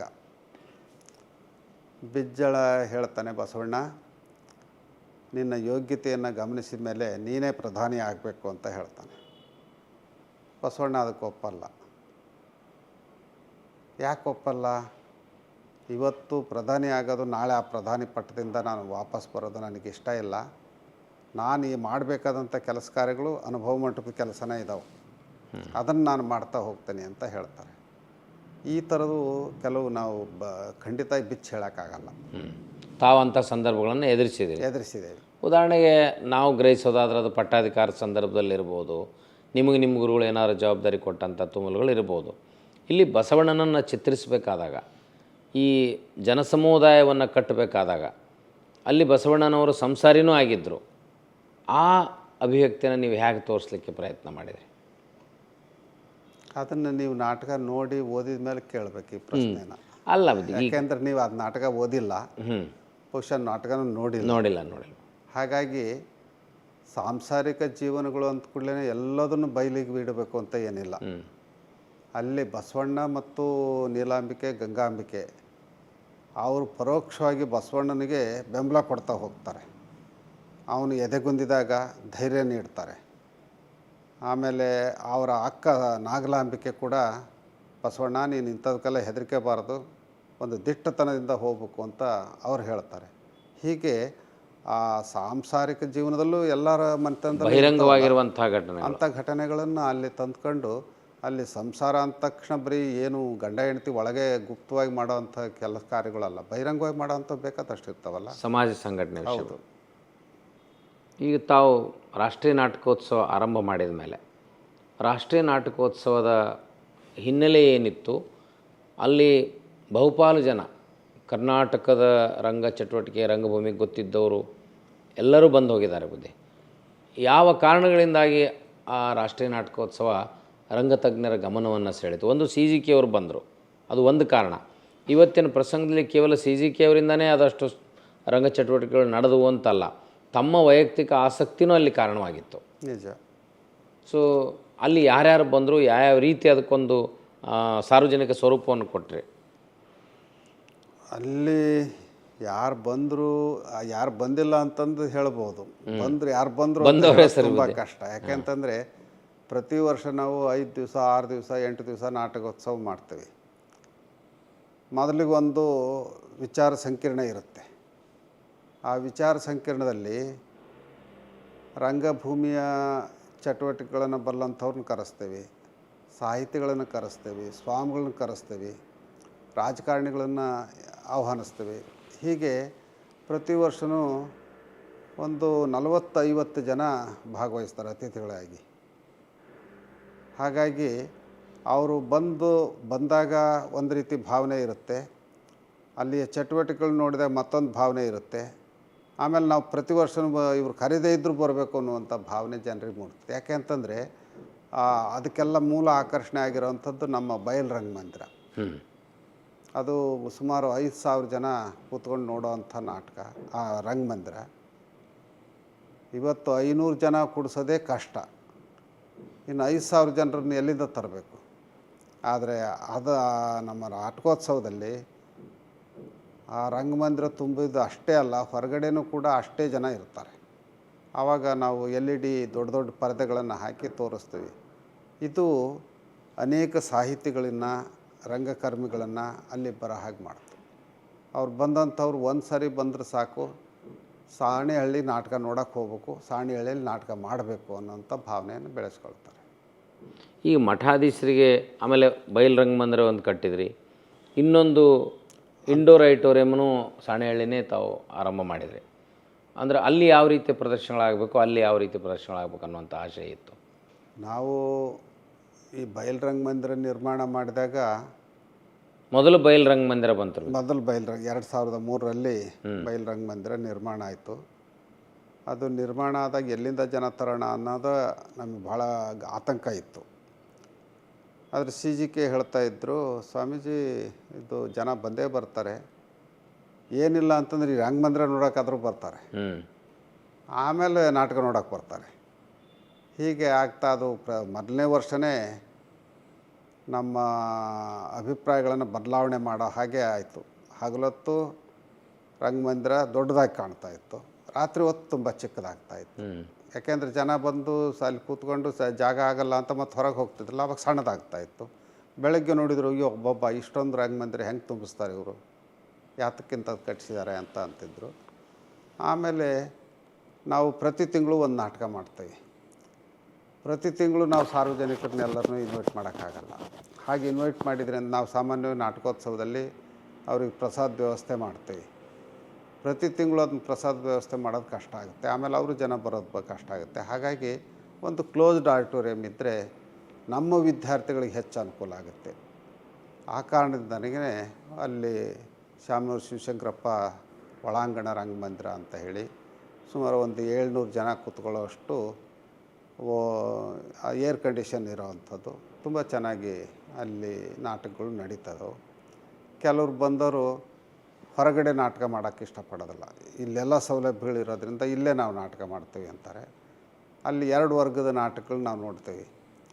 ಒಂದು ತುಂಬ ವೈಚಾರಿಕವಾಗಿ ಬರೀ ತಂತ್ರಪ್ರಧಾನವಾಗಿರೋವಂಥ ನಾಟಕಗಳು ಇರ್ತವೆ. ಅಂಥ ಸಂದರ್ಭದಲ್ಲಿ ನಾವು ಅವುಗಳನ್ನು ಈ ಕ್ಲೋಸ್ಡ್ ಆಡಿಟೋರಿಯಂನಲ್ಲಿ ಮಾಡ್ತೀವಿ. ಸಾರ್ವಜನಿಕರ ಗಮನವನ್ನು ಸೆಳೆಯುವಂಥ ನಾಟಕಗಳು ಇರ್ತವೆ, ಅದನ್ನು ಬಯಲು ರಂಗಮಂದಿರದಲ್ಲಿ ಮಾಡ್ತೀವಿ. ಹೀಗೆ 2 ರಂಗಮಂದಿರಗಳ ಬಳಕೆ ನಮ್ಮಲ್ಲಿ ಆಗ್ತಾಯಿದೆ. ಈ ಬಸವಣ್ಣನವರ ಚರಿತ್ರೆ ಕುರಿತು ನಾಟಕ ಬಂದ ಮೇಲೆ ತಮ್ಮ ದೊಡ್ಡ ಗುರುಗಳ ಕುರಿತು ಒಂದು ನಾಟಕ ಬಹಳ ತಮ್ಮ ತಂಡದವರಿಂದ ಅದ್ಭುತವಾಗಿ ಪ್ರದರ್ಶನ ಆಯಿತು. ಅದರ ರಚನೆ, ವಿನ್ಯಾಸ, ಹಿನ್ನೆಲೆ, ಯಾಕಂದರೆ ಒಬ್ಬ ವ್ಯಕ್ತಿಗಳನ್ನ ಕುರಿತು ನಾವು ನಾಟಕ ಬರಿಬೇಕಾದಾಗ ಅಥವಾ ಸಿನಿಮಾ ಮಾಡಬೇಕಾದಾಗ ಸವಾಲು ಏನಂದ್ರೆ ಆ ವ್ಯಕ್ತಿಗಳ ಸ್ವಭಾವ ಮತ್ತು ಅವರ ಬದುಕನ್ನು ಕಂಡಿರ್ತಾರೆ. ಅದನ್ನು ರಂಗಭೂಮಿಗೆ ತರಬೇಕಾದಾಗ ತಾವು ದೊಡ್ಡ ಗುರುಗಳ ಕುರಿತು ಬರೋ ನಾಟಕನ ಯಾವ ರೀತಿ ಅದನ್ನು ಕನ್ಸ್ಟ್ರಕ್ಟ್ ಮಾಡುವಂಥ ಪ್ರಯತ್ನ ಮಾಡಿರ್ಬೋದು? ಅದು ನಾವು ಬರೆದಿದ್ದಲ್ಲ, ಅಲ್ಲ ತಾವು ಬರೆದಿದ್ದಲ್ಲ, ನಂತರ ಬರೆದಿದ್ದು. ನಾವು ಒಂದು ಬರೆದಿದ್ದೇವೆ. ಆದರೆ ಮಹಾಬೆಳಗು ಅಂತ ಹೇಳಿ ಮೊದಲು ಬಂದಿದ್ದು ನಮ್ಮ ಗುರುಗಳು ಲಿಂಗೈಕ್ಯರಾದರು 1992 ಸೆಪ್ಟೆಂಬರ್ 24. ಅವ್ರದ್ದು ಪುಣ್ಯಾರಾಧನೆ ಮಾಡುವಾಗ ಅವ್ರ ಬದುಕನ್ನೇ ಕುರಿತು ಒಂದು ನಾಟಕ ಯಾಕೆ ರಚನೆ ಮಾಡಬಾರ್ದು ಅಂತ ನಮ್ಮ ಕಲಾ ಸಂಘದ ಎಲ್ಲರೂ ಚರ್ಚೆ ಮಾಡಿದ್ವಿ. ಅದರಲ್ಲೂ ರಾಜಶೇಖರ್ ಹನಮಲಿ ಅಂತ ಕನ್ನಡ ಉಪನ್ಯಾಸಕರಿದ್ದು, ಲೋಕೇಶ್ ಒಡೆಯರ್ ಅಂತ ಇದ್ದರು, ಕೆ ಮೌನೇಶ್ವರಾಚಾರ್ಯ ಅಂತ ಇದ್ದರು. ಭಾಳ ಅಪರೂಪದ ಸಾಹಿತಿಗಳು ಮತ್ತು ಕಲಾವಿದರು ನಮ್ಮ ಜೊತೆಗಿದ್ದರು. ಅಶೋಕ್ ಬಾದರ್ದಿನ್ನಿ ಇದ್ದರು. ಬಾದರ್ದಿನ್ನಿಗೆ ಹೇಳಿದ್ವಿ, ನೋಡ್ರಿ ದೊಡ್ಡ ಗುರುನ ಕುರಿತು ಒಂದು ನಾಟಕ ಬರೀಬೇಕು, ನಾಟಕ ಆಡಿಸ್ಬೇಕು, ನೀವೇ ಅದರ ನಿರ್ದೇಶನ ಮಾಡಬೇಕು, ಬರೆಯೋರು ಯಾರು ಅಂದರು. ಪ್ರತಿ ದಿವಸ ಎಲ್ಲರೂ ಚರ್ಚೆ ಮಾಡೋಣ, ಒಂದೊಂದೇ ದೃಶ್ಯಗಳನ್ನು ನೀವು ಕಟ್ತಾ ಹೋಗ್ರಿ. ಆಮೇಲೆ ಅವರು ಅಶೋಕು ಅದಕ್ಕೆ ಸಂಬಂಧಪಟ್ಟಂಥ ಸಾಹಿತ್ಯ ನನಗೆ ಬೇಕು ಅಂತ ಅಂದರು. ಅಶೋಕ್ಗೆ ಆ ದೊಡ್ಡ ಗುರುಳದೇ ದಿಟ್ಟ ಹೆಜ್ಜೆ ಧೀರ ಕ್ರಮ ಅನ್ನೋದೊಂದು ಅವರ ಆತ್ಮಚರಿತ್ರೆ. ಇನ್ನೊಂದು ಅವರು ಪ್ರತಿದಿನ ದಿನಚರಿಯನ್ನು ಬರೀತಿದ್ರು, ಇನ್ನೂ 27-28 ವಯಸ್ಸಿನಲ್ಲಿ. ಆತ್ಮನಿವೇದನೆ ಅನ್ನೋಂಥದ್ದೊಂದು. ಈ 2 ಕೃತಿಗಳನ್ನು ಬಾದರ್ದಿನ್ನಿಯವ್ರಿಗೆ ಕೊಟ್ವಿ. ಆ 2 ಕೃತಿಗಳು ಓದಿದಂಥ ಅವ್ರು ಹೇಳಿದ್ರು, ಅದ್ಭುತ ನಾಟಕ ತಯಾರು ಮಾಡ್ಬೋದು ಬುದ್ಧಿ, ಭಾಳ ನಾಟಕೀಯ ಅಂಶಗಳು ಚೆನ್ನಾಗಿದ್ದಾವೆ, ವಾಸ್ತವಿಕತೆಯೂ ಇದೆ. ಆಮೇಲೆ ಅವರು, ನಾವು, ಮೌನೇಶ್ವರಾಚಾರ್ಯರು, ರಾಜಶೇಖರು 4 ಜನನ ಕೂತ್ಕೊಂಡು ಮೊದಲನೇ ದೃಶ್ಯ ಹೇಗಿರಬೇಕು, ಏನು ತರಬೇಕು, ಹೊಸದಾಗಿ ಸೃಷ್ಟಿ ಮಾಡೋವಂಥದ್ದು ಏನಿಲ್ಲ, ಕೃತಿಯಲ್ಲೇ ಇರೋವಂಥ ವಸ್ತುವನ್ನು ಆಯ್ಕೆ ಮಾಡ್ಕೊಳ್ಳೋವಂಥದ್ದು, ವಾಕ್ಯಗಳನ್ನು ಆಯ್ಕೆ ಮಾಡ್ಕೊಳ್ಳೋವಂಥದ್ದು. ಹಾಗೆ ಅದನ್ನು ಬರೆಯೋದು ರಾಜಶೇಖರ್ ಜವಾಬ್ದಾರಿ ತಗೊಂಡ್ರು. ಭಾಳ ಅಪರೂಪದ ನಾಟಕವಾಗಿ ಅದು ಹೊರಬಂತು. ಹಾಗಾದ್ರೆ ಆ ಕೃತಿಯ ಲೇಖಕರು ಯಾರ? ರಾಜಶೇಖರ್ ಹನಮಲಿ ಅಂತ. ರಾಜಶೇಖರ್ ಹನಮಲಿ ಅವರು. ಅವರೇ ಅದಕ್ಕೊಂದು ವಾಸ್ತವವಾಗಿ ಅದು ರಾಜಶೇಖರ್ ಹನಮಲಿ ಬರೆದಿದ್ದು. ಅಂದರೆ ಅವರು ಒಳ್ಳೆ ನಟ ರಾಜಶೇಖರು. ನಟದ ಜೊತೆಗೆ ಇವೆಲ್ಲವೂ ಚರ್ಚೆ ಮಾಡ್ತಿದ್ವಲ್ಲ, ಅದನ್ನು ಒಂದು ಕಡೆ ಕ್ರೋಢೀಕರಿಸಿ ಅವ್ರು ಬರೆದ್ರು. ಅದರಲ್ಲಿ ಹೆಚ್ಚು ಅನುಭವ ಇರೋವಂಥದ್ದು ಅಶೋಕ್ ಬಾದರದಿನಿದು ಮತ್ತು ಕೆ ಮೌನೇಶ್ವರಾಚಾರ್ ಅಂತ ದೊಡ್ಡಗೂಳು ಪಾತ್ರವನ್ನು ನಿರ್ವಹಿಸ್ತಾರೆ ಅವರೇ.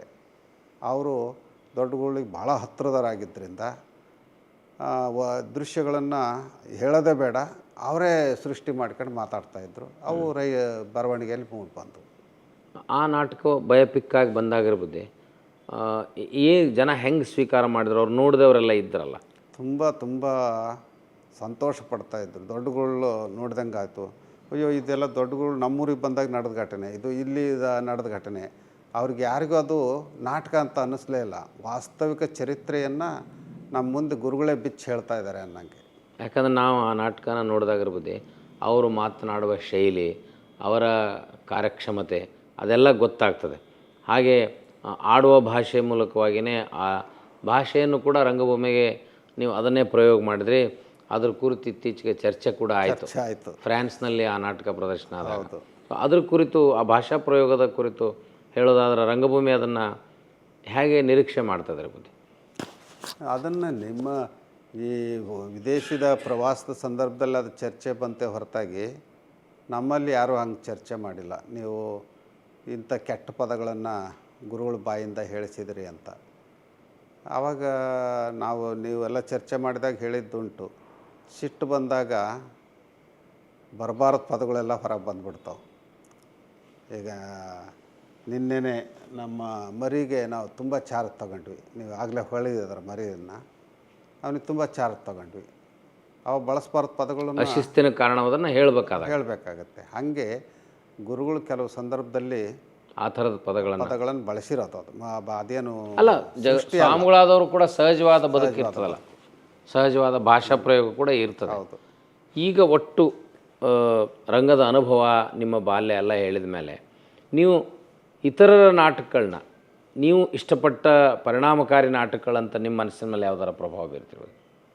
ಇತರ ನಾಟಕಗಳು ಅಂತಂದರೆ ನಾವು ಮುಖ್ಯವಾಗಿ ಕಂಬಾರ ನಾಟಕಗಳನ್ನೇ ಹೆಚ್ಚು ಇಷ್ಟಪಟ್ಟರು ಅಂಥದ್ದು. ತಲೆದಂಡ ನಾಟಕ ಇಷ್ಟಪಟ್ಟಿದ್ದೀವಿ. ತುಂಬ ನಾಟಕಗಳನ್ನ ಇಷ್ಟಪಟ್ಟಿದ್ದೀವಿ, ಬೇರೆ ಬೇರೆ ಮಾಡೋವಂಥವ್ರು. ಈ ಮಠಾಧೀಶರಾದವರಿಗೆ ಈ ರಂಗಭೂಮಿ ಚಟುವಟಿಕೆಗಳನ್ನ, ಕಲಾವಿದರನ್ನ ಮ್ಯಾನೇಜ್ ಮಾಡೋದು ಭಾಳ ಕಷ್ಟ ಅಂತ ನಿಮ್ಗೆ ಗೊತ್ತಿದೆ.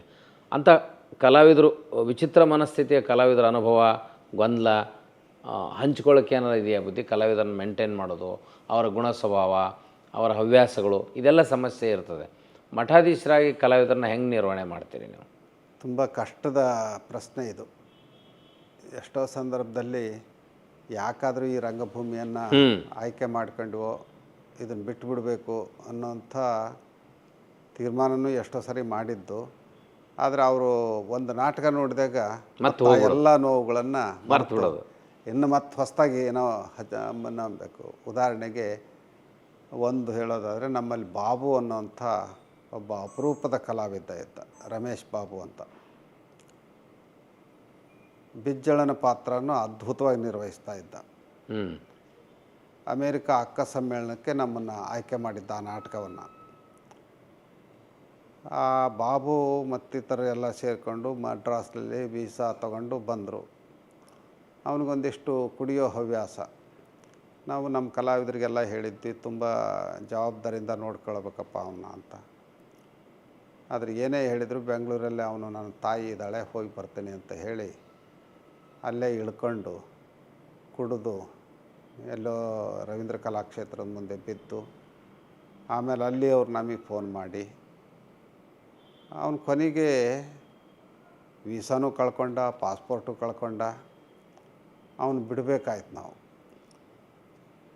ಹಂಗಂತ ನಾಟಕ ಬಿಡೋಕ್ಕಾಗಲಿಲ್ಲ, ಮತ್ತೊಬ್ಬರನ್ನ ಅದಕ್ಕೆ ಬಳಕೆ ಮಾಡ್ಕೊಂಡ್ವಿ. ಹೀಗೆ ಒಂದೊಂದು ಸಾರಿ ಮೈ ಮೇಲೆ ಬಂದಿರ್ತೈತಿ, ಏನು ಮಾಡಬೇಕು ಅಂತ ಅರ್ಥ ಆಗೋದಿಲ್ಲ.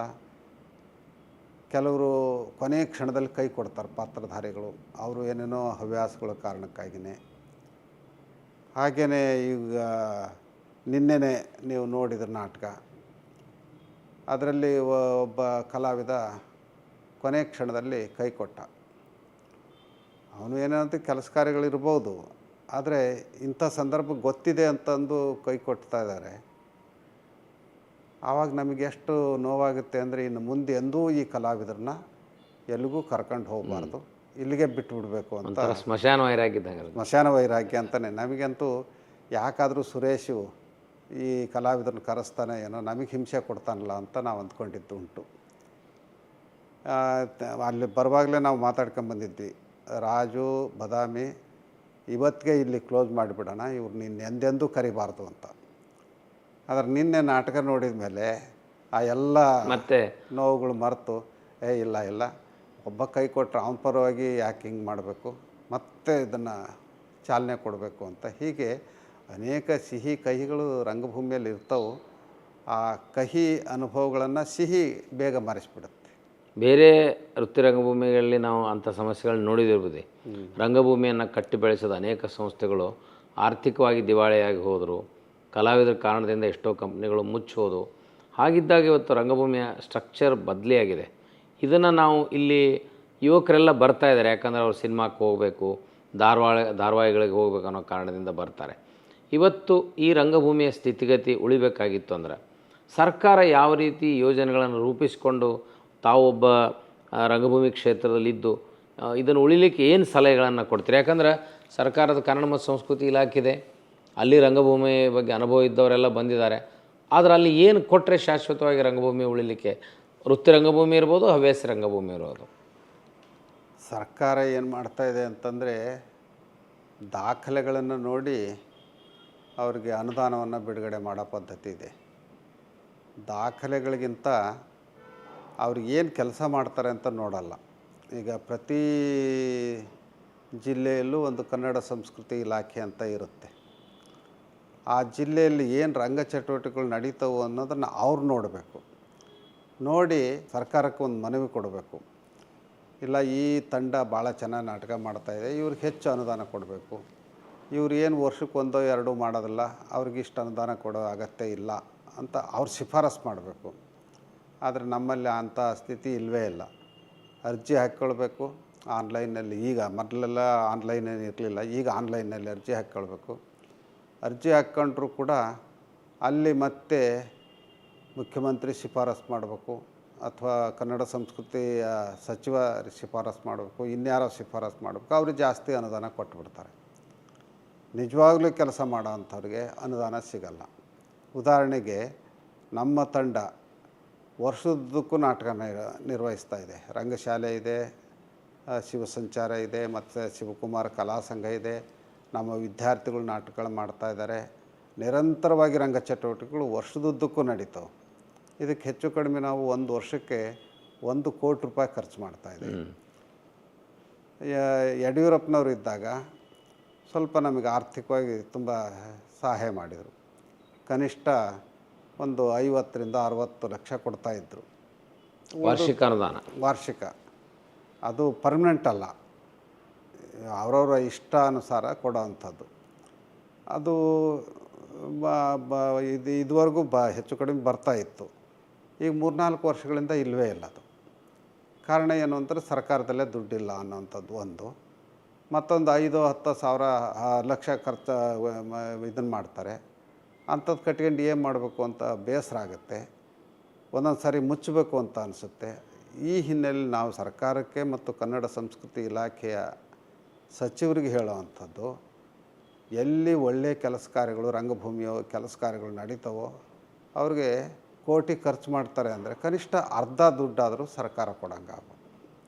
ಹಾಗೆ ಕೊಟ್ಟರೆ ಇನ್ನೂ ಪರಿಣಾಮಕಾರಿಯಾಗಿ ರಂಗ ಚಟುವಟಿಕೆಗಳನ್ನು ನಾವು ಮುಂದುವರ್ಸ್ಕೊಂಡು ಹೋಗೋಕ್ಕಾಗುತ್ತೆ. ಅದು ಯಾವುದೇ ತಂಡ ಆಗಲಿ ಅಂಥವ್ರಿಗೆ ಕೊಡಬೇಕು. ಸುಮ್ಮನೆ ಬರೀ ರೆಕಾರ್ಡ್ ಮಾಡಿಕೊಂಡು ಸಬ್ಮಿಟ್ ಮಾಡಿ ಇನ್ನೇನೋ ಸಪೋರ್ಟ್ ಮಾಡಿ ಅಲ್ಲೊಂದಿಷ್ಟು ಲಂಚ ಕೊಟ್ಟು ಮಾಡೋ ಅಂಥವ್ರಿಗೆ ಕೊಡೋದೈತಲ್ಲ, ಇದರಲ್ಲಿ ಲಂಚದ ವ್ಯವಹಾರ ಬರಬಾರ್ದು. ಅದರ ದುರ್ದೈವ ಎಲ್ಲ ಕ್ಷೇತ್ರಗಳು ಇವತ್ತು ಲಂಚ ಭಾಳ ಪ್ರಧಾನವಾಗಿದ್ದು ಅಂಥವ್ರಿಗೆ ಹೆಚ್ಚು ಸೌಲಭ್ಯಗಳನ್ನು ಕೊಡ್ತಾರೆ. ನಮ್ಮಂಥವ್ರಿಗೆ ತುಂಬ ಕಷ್ಟ ಆಗ್ತಾಯಿದೆ. ತಾವು ಈಗ 75ರ ಪ್ರಾಯದಲ್ಲಿದ್ದೀರಿ ಬುದ್ಧಿ. ಸುಮಾರು 50 ವರ್ಷಗಳ ಕಾಲ ಈ ರಂಗಭೂಮಿಯನ್ನು ರಕ್ಷಣೆ ಮಾಡಲಿಕ್ಕೆ ಪ್ರಯತ್ನ ಮಾಡ್ತಾ ಬಂದಿದ್ದೀರಿ. ಆ ಜರ್ನಿಯಲ್ಲಿ ಕಹಿನೂ ಇದೆ, ಸಿಹಿನೂ ಇದೆ. ಆದರೆ ಏನು ಕಹಿ ಅನುಭವ ಇದೆ ಅಲ್ಲ, ಅದೆಲ್ಲ ಮಾಯ ಆಗೋದು ಯಾವಾಗ ಅಂತಂದ್ರೆ ಆ ರಂಗ ಪ್ರದರ್ಶನಗಳು ಪ್ರೇಕ್ಷಕರಿಗೆ ಭಾಳ ಅದ್ಭುತವಾದ ಅನುಭೂತಿಯನ್ನು ಕೊಟ್ಟಾಗ ಮತ್ತು ಮನೋಪರಿವರ್ತನೆಗೆ ಕಾರಣವಾದಾಗ. ಅಂಥ ಮನೋಪರಿವರ್ತನಾ ಘಟನೆಗಳು ನಿಮ್ಮ ನಾಟಕಗಳಿಂದ ಏನಾರು ಸಾಧ್ಯ ಆಯಿತಾ? ಸುಮಾರು ಅಂಥ ಪ್ರಸಂಗಗಳಿದ್ದಾವೆ. ಉದಾಹರಣೆಗೆ ಇದೇ ಉರ್ಲಿಂಗ ಪೆದ್ದಿ ನಾಟಕ ಚನ್ನಗಿರಿಯಲ್ಲಿ ನಡೀತಾ ಇತ್ತು. ನಾಟಕ ನೋಡ್ತಾ ನೋಡ್ತಾ ಎಲ್ಲರೂ ಮೈ ಮರೆತು ಬಿಟ್ಟಿದ್ದಾರೆ. ಆಮೇಲೆ ಎದ್ದು ಹೋಗುವಾಗ ಒಬ್ಬ ಒಂದು ಚೇರ್ ತಗೊಂಡೆ ಹೊಂಟ್ಬಿಡ್ತಾನೆ.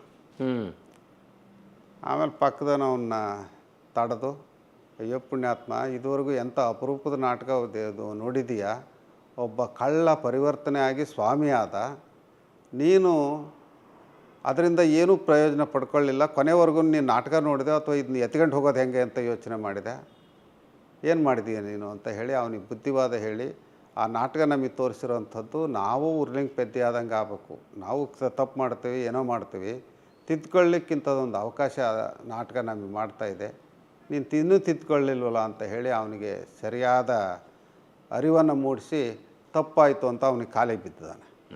ನಾನು ತಪ್ಪಾಯಿತು, ದಯವಿಟ್ಟು ಕ್ಷಮಿಸಿ, ಯಾರಿಗೂ ಹೇಳಬೇಡಿ ಅಂತ. ಇಂಥ ಅನೇಕ ಘಟನೆಗಳು ನಾಟಕಗಳು ನೋಡೋದ್ರಿಂದನೇ ಪರಿವರ್ತನೆ ಆದಂಥ. ತಾವು ರಚಿಸಿದ ಮತ್ತೊಂದು ನಾಟಕ ಯಾವುದ್ರ ಬಗ್ಗೆ? ಮೋಳಿಗೆ ಮಾರಯ್ಯ ಇದೆ, ಅಕ್ಕನಾಗಲಾಂಬಿಕೆ ಇದೆ, ಶಿವಯೋಗಿ ಸಿದ್ದರಾಮೇಶ್ವರ ಇದೆ.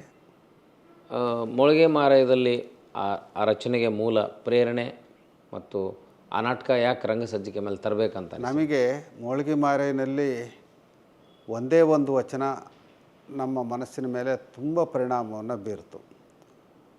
ಅದನ್ನು ಈಗಲೂ ನಾವು ಎಲ್ಲ ಕಡೆನೂ ಆ ವಚನ ಹೇಳ್ತಾ ಇರ್ತೀವಿ.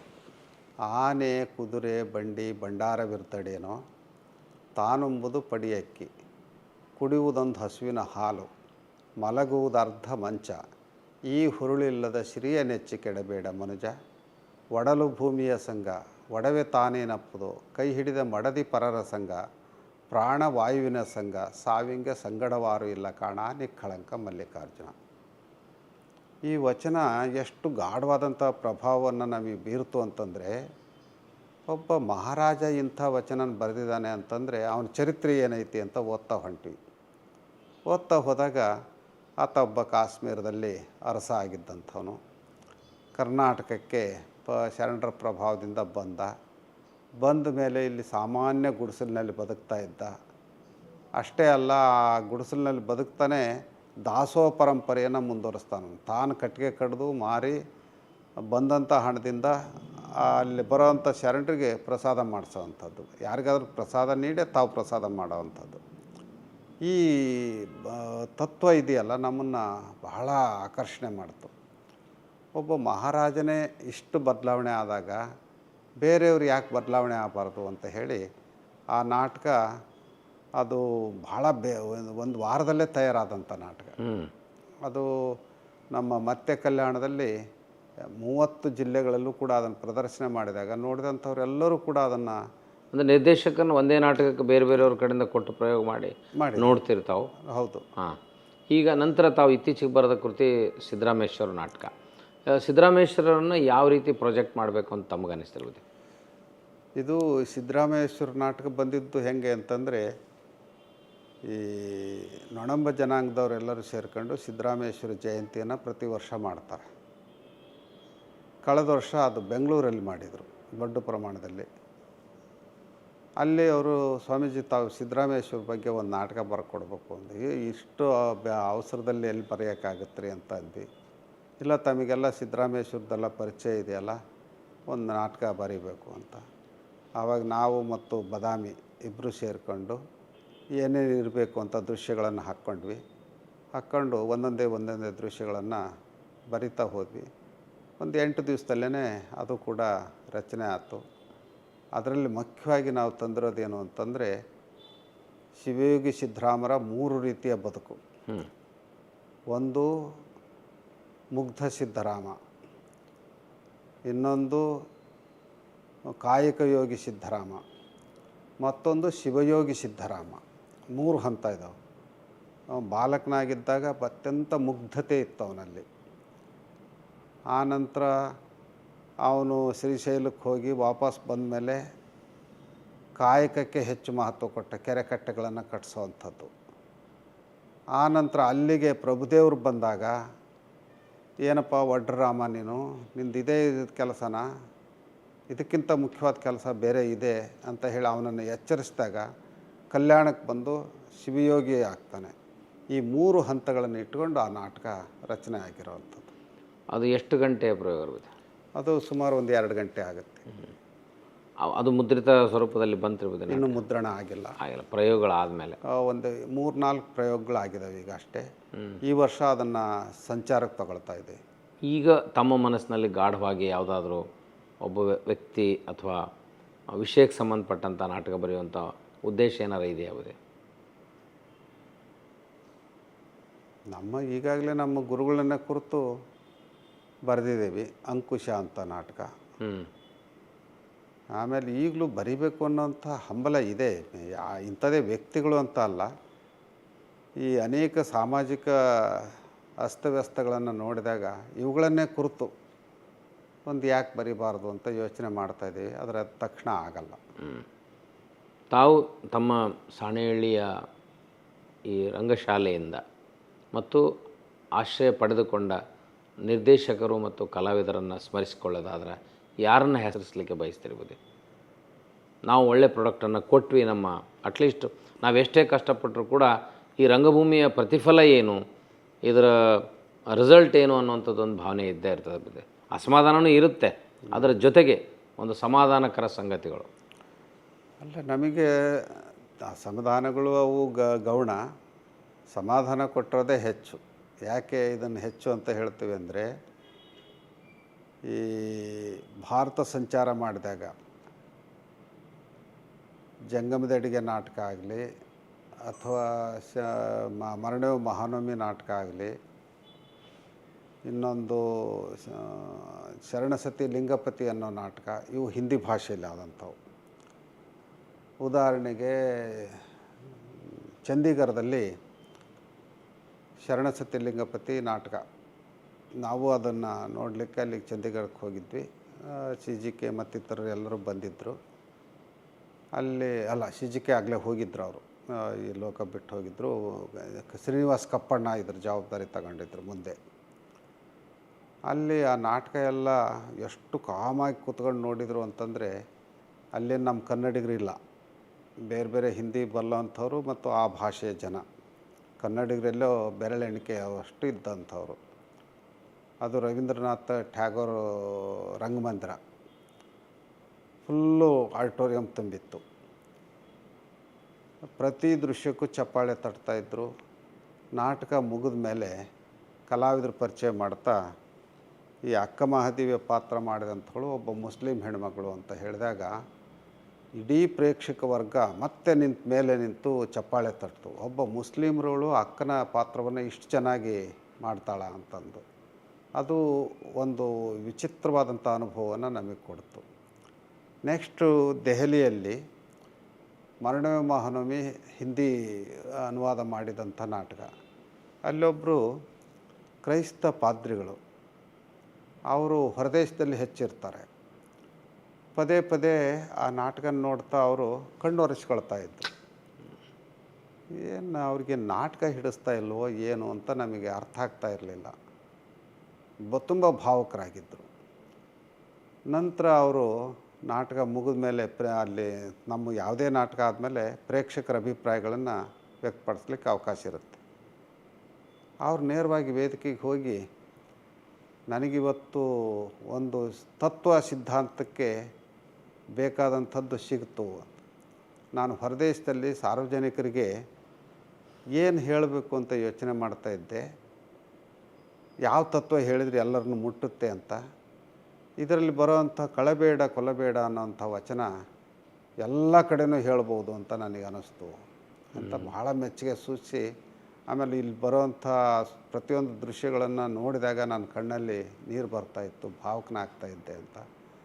ಇನ್ನೊಬ್ಬ ಮಹಿಳೆ ಮೀರಾನ್ ಬಗ್ಗೆ ರಿಸರ್ಚ್ ಮಾಡಿರೋಂಥವಳು. ಆಯಮ್ಮ ಮಾತಾಡ್ತಾ, ನಾನು ದೊಡ್ಡ ತಪ್ಪು ಮಾಡಿಬಿಟ್ಟಿದ್ದೀನಿ, ಮೀರಾನಂಥ ಇನ್ನೊಬ್ಬ ಹೆಣ್ಮಗಳು ಜಗತ್ತಿನಲ್ಲೇ ಇಲ್ಲ ಅಂತ ಬರೆದಿದ್ದೆ. ಆದರೆ ಈ ನಾಟಕ ನೋಡಿದ ಮೇಲೆ, ಶರಣಸತಿ ಲಿಂಗಪತಿ ನಾಟಕ ನೋಡಿದ ಅಕ್ಕ ಮಹಾದೇವಿ ನಾಟಕ ನೋಡಿದ ಮೇಲೆ ಅಕ್ಕ ಮೀರಾಳಿಗಿಂತ ಬಹಳ ಎತ್ತರ ಸ್ಥಾನದಲ್ಲಿದ್ದಾಳೆ ಅಂತ ನನಗೀಗ ಅರ್ಥ ಆಗಿದೆ. ನನಗೆ ಅಕ್ಕನ ಪರಿಚಯ ಮಾಡಿಕೊಟ್ರಲ್ಲ ನೀವು, ನಾನು ಮುಂದೇನಾದರೂ ಬರೆಯೋದಾದರೆ ಇದರಲ್ಲಿ ಬದಲಾವಣೆ ಮಾಡ್ಕೊಳ್ತೀನಿ ಅಂತ ಅವ್ರು ಹೇಳಿದ್ರು. ಹೀಗೆ ಎಲ್ಲೆಲ್ಲೂ ನಾಟಕ ನೋಡಿದಾಗ ಜನ ಪ್ರತಿಕ್ರಿಯೆ ಮಾಡೋವಂಥದ್ದು ಇದೆಯಲ್ಲ, ಅದು ನಮ್ಮನ್ನು ಮತ್ತಷ್ಟು ಕ್ರಿಯಾಶೀಲರನ್ನಾಗಿ ಮಾಡೋವಂಥದ್ದು. ಈಗ ರಂಗಭೂಮಿಗೆ ಸಂಬಂಧಿಸಿದ ಹಾಗೆ ಮುಂದೆಯೂ ಕೂಡ ಇದನ್ನು ಪ್ರಭಾವಿ ಮಾಧ್ಯಮ ಅಂತ ಕರಿತಾ ಇರ್ಬೋದು ಜಗತ್ತಿನಲ್ಲಿ. ಯಾಕಂದರೆ ಸಿನಿಮಾ ಅದು ಕೃತಕವಾಗಿ ರೀಟೇಕ್ ಇರುತ್ತೆ, ಅಲ್ಲಿ ತಂತ್ರಜ್ಞತೆ ಇರ್ತದೆ, ಕೈಚಳಕ ಇರುತ್ತೆ. ಧಾರಾವಾಹಿ ಬಂದಾಗ, ಸೀರಿಯಲ್ ಟಿ ವಿ ಬಂದಾಗ ಅದು ಸಣ್ಣ ಪ್ರಮಾಣದಲ್ಲಿ ಕಾಣ್ತದೆ. ಯಾಕೆ ರಂಗಭೂಮಿ ಹೆಚ್ಚು ಪರಿಣಾಮಕಾರಿಯಾಗಿ ಕೆಲಸ ಮಾಡಲಿಕ್ಕೆ ಸಾಧ್ಯ ಆಗ್ತದೆ? ಯಾಕೆ ಈ ಈ ಈ ಕಲೆ ಉಳಿಬೇಕು? ಕಾರ್ನಾಡು ಹೇಳೋವಂಥ ಒಂದು ಮಾತು ನೀವು ಹೇಳಿದ ರೀತಿಯಲ್ಲೇ, ಒಬ್ಬ ವ್ಯಕ್ತಿ ದೂರದರ್ಶನದಲ್ಲಿ ಇರೋದಕ್ಕಿಂತ ಚಿಕ್ಕವನಾಗಿ ಕಾಣ್ತಾನೆ, ಚಲನಚಿತ್ರದಲ್ಲಿ ಇರೋದಕ್ಕಿಂತ ದೊಡ್ಡವನಾಗಿ ಕಾಣ್ತಾನೆ. ಅದೇ ರಂಗಭೂಮಿಯಲ್ಲಿ ಒಬ್ಬ ವ್ಯಕ್ತಿ ಏನಿದೆಯೋ ಅದೇ ಇರ್ತಾನೆ. ಹಾಗಾಗಿ ರಂಗಭೂಮಿಗೆ ವಿಶೇಷವಾದಂಥ ಮಹತ್ವ ಇದೆ ಅಂತ ಅವ್ರು ಪದೇ ಪದೇ ಆ ಮಾತನ್ನು ಹೇಳ್ತಾಯಿದ್ರು. ಅದು ಸತ್ಯನೂ ಕೂಡ ಹೌದು. ಇವತ್ತು ಎಷ್ಟೋ ಜನ ಸಿನಿಮಾಕ್ಕಿಂತ ನಾಟಕ ನೋಡೋವಂಥವರೇ ಇದ್ದಾರೆ. ಅವ್ರು ಒಂದು ಸಿನಿಮಾನ ನಾನು ನೋಡೋಕ್ಕೆ ಇಷ್ಟಪಡೋದಿಲ್ಲ ಅನ್ನೋರು ಇದ್ದಾರೆ. ಹಾಗಂತ ಬರೀ ನಾಟಕನೇ ಬೆಳೆಸ್ಕೊಂತು ಹೋಗ್ತವೆ ಅಂತಲೇ ಏನಿಲ್ಲ. ನಾಟಕಗಳು ಜನರ ಮೇಲೆ ಸತ್ಪರಿಣಾಮ ಬೀರುತ್ತೋ. ಆಮೇಲೆ ಪ್ರತಿ ಹಂತ ಈ ಸಿನಿಮಾದಲ್ಲಿ ಒಂದು ಸಾರಿ ರೆಕಾರ್ಡ್ ಮಾಡ್ಕೊಂಡ್ರೆ ಬದಲಾವಣೆ ಏನೂ ಮಾಡೋಕ್ಕೆ ಬರಲ್ಲ. ಆದರೆ ನಾಟಕ ಹಂಗಲ್ಲ. ಆ ಪ್ರೇಕ್ಷಕರನ್ನು ನೋಡಿದಾಗ ಕೆಲವು ಸಾರಿ ಕಲಾವಿದರು ಮತ್ತೊಂದು ಏನೋ ಹೊಸ ಸೃಷ್ಟಿ ಮಾಡಿಬಿಡ್ತಾನೆ. ಅದಕ್ಕೆ ನಮಗೊಂದು ಮಾಸ್ಟರ್ ಹಿರಣ್ಣಯ್ಯನವ್ರ ನೆನಪು ಬರುತ್ತೆ. ಮೈಸೂರಿನಲ್ಲಿ ನಾವು MA ಓದ್ತಾ ಇರುವಾಗ ಅವ್ರದ್ದು ನಾಟಕ ದಸರಾ ಉತ್ಸವದಲ್ಲಿ ನಾಟಕ ಇನ್ನೇನು ಪ್ರಾರಂಭ ಆಗಬೇಕು, ಜನ ಕೇಕೆ ಹೊಡಿತಾಯಿದ್ರು, ಗಲಾಟೆ ಮಾಡ್ತಾಯಿದ್ರು. ಅಂದರೆ ಜಾಸ್ತಿ ಜನ ಆಗಿದ್ದರಿಂದ ಸರಿಯಾದ ಇದು ಮೈಕಿನ ವ್ಯವಸ್ಥೆ, ಲೈಟಿನ ವ್ಯವಸ್ಥೆ ಇರಲಿಲ್ಲ. ಆವಾಗ ಇವರು ನೇರವಾಗಿ ವೇದಿಕೆಗೆ ಬಂದರು. ಬಂದಂಥವರು, ನೋಡಿ ನೀವು ಇಷ್ಟೆಲ್ಲ ಗಲಾಟೆ ಮಾಡೋದು ನನಗೆ ಗೊತ್ತಾಗಿದೆ, ನೀವು ಗಲಾಟೆ ಮಾಡಿದರೆ ನನಗೆ ತೊಂದರೆ ಆಗುತ್ತೆ. ಅದ್ರ ಬದಲಾಗಿ ಯಾವನ ಈ ವ್ಯವಸ್ಥೆ ಮಾಡಿದಾನೆ ಅವ್ನು ತಗೊಂಡು ಚಪ್ಪಲೆಯಲ್ಲಿ ಹೊಡೆದು ಬರ್ರಿ, ಆವಾಗ ಒಳ್ಳೆ ವ್ಯವಸ್ಥೆ ಆಗ್ತೈತಿ, ನೀವು ನಾಟಕ ನೋಡೋಕ್ಕಾಗತ್ತೆ ಅಂತ ಹೇಳ್ಕೊಂಡು ಮುಂದೆ ಆ ಪ್ರೇಕ್ಷಕರನ್ನೆಲ್ಲ ಸೆರೆ ಹಿಡಿದು ಎಷ್ಟು ಅದ್ಭುತವಾಗಿ ನಾಟಕ ಕಟ್ಟಿಕೊಟ್ರವರು ಅಂದರೆ, ಅಲ್ಲಿರೋ ಅಂಥ ಮಾತುಗಳೇ ಬೇರೆವು, ಇವರು ಆಡ್ದೋ ಅಂಥ ಮಾತುಗಳೇ ಬೇರೆ. ಅಂದರೆ ಹೊಸ ಹೊಸ ಸೃಷ್ಟಿಯನ್ನು ಒಬ್ಬ ಕಲಾವಿದ ನಾಟಕದಲ್ಲಿ ಸೃಷ್ಟಿ ಮಾಡೋಕ್ಕಾಗುತ್ತೆ.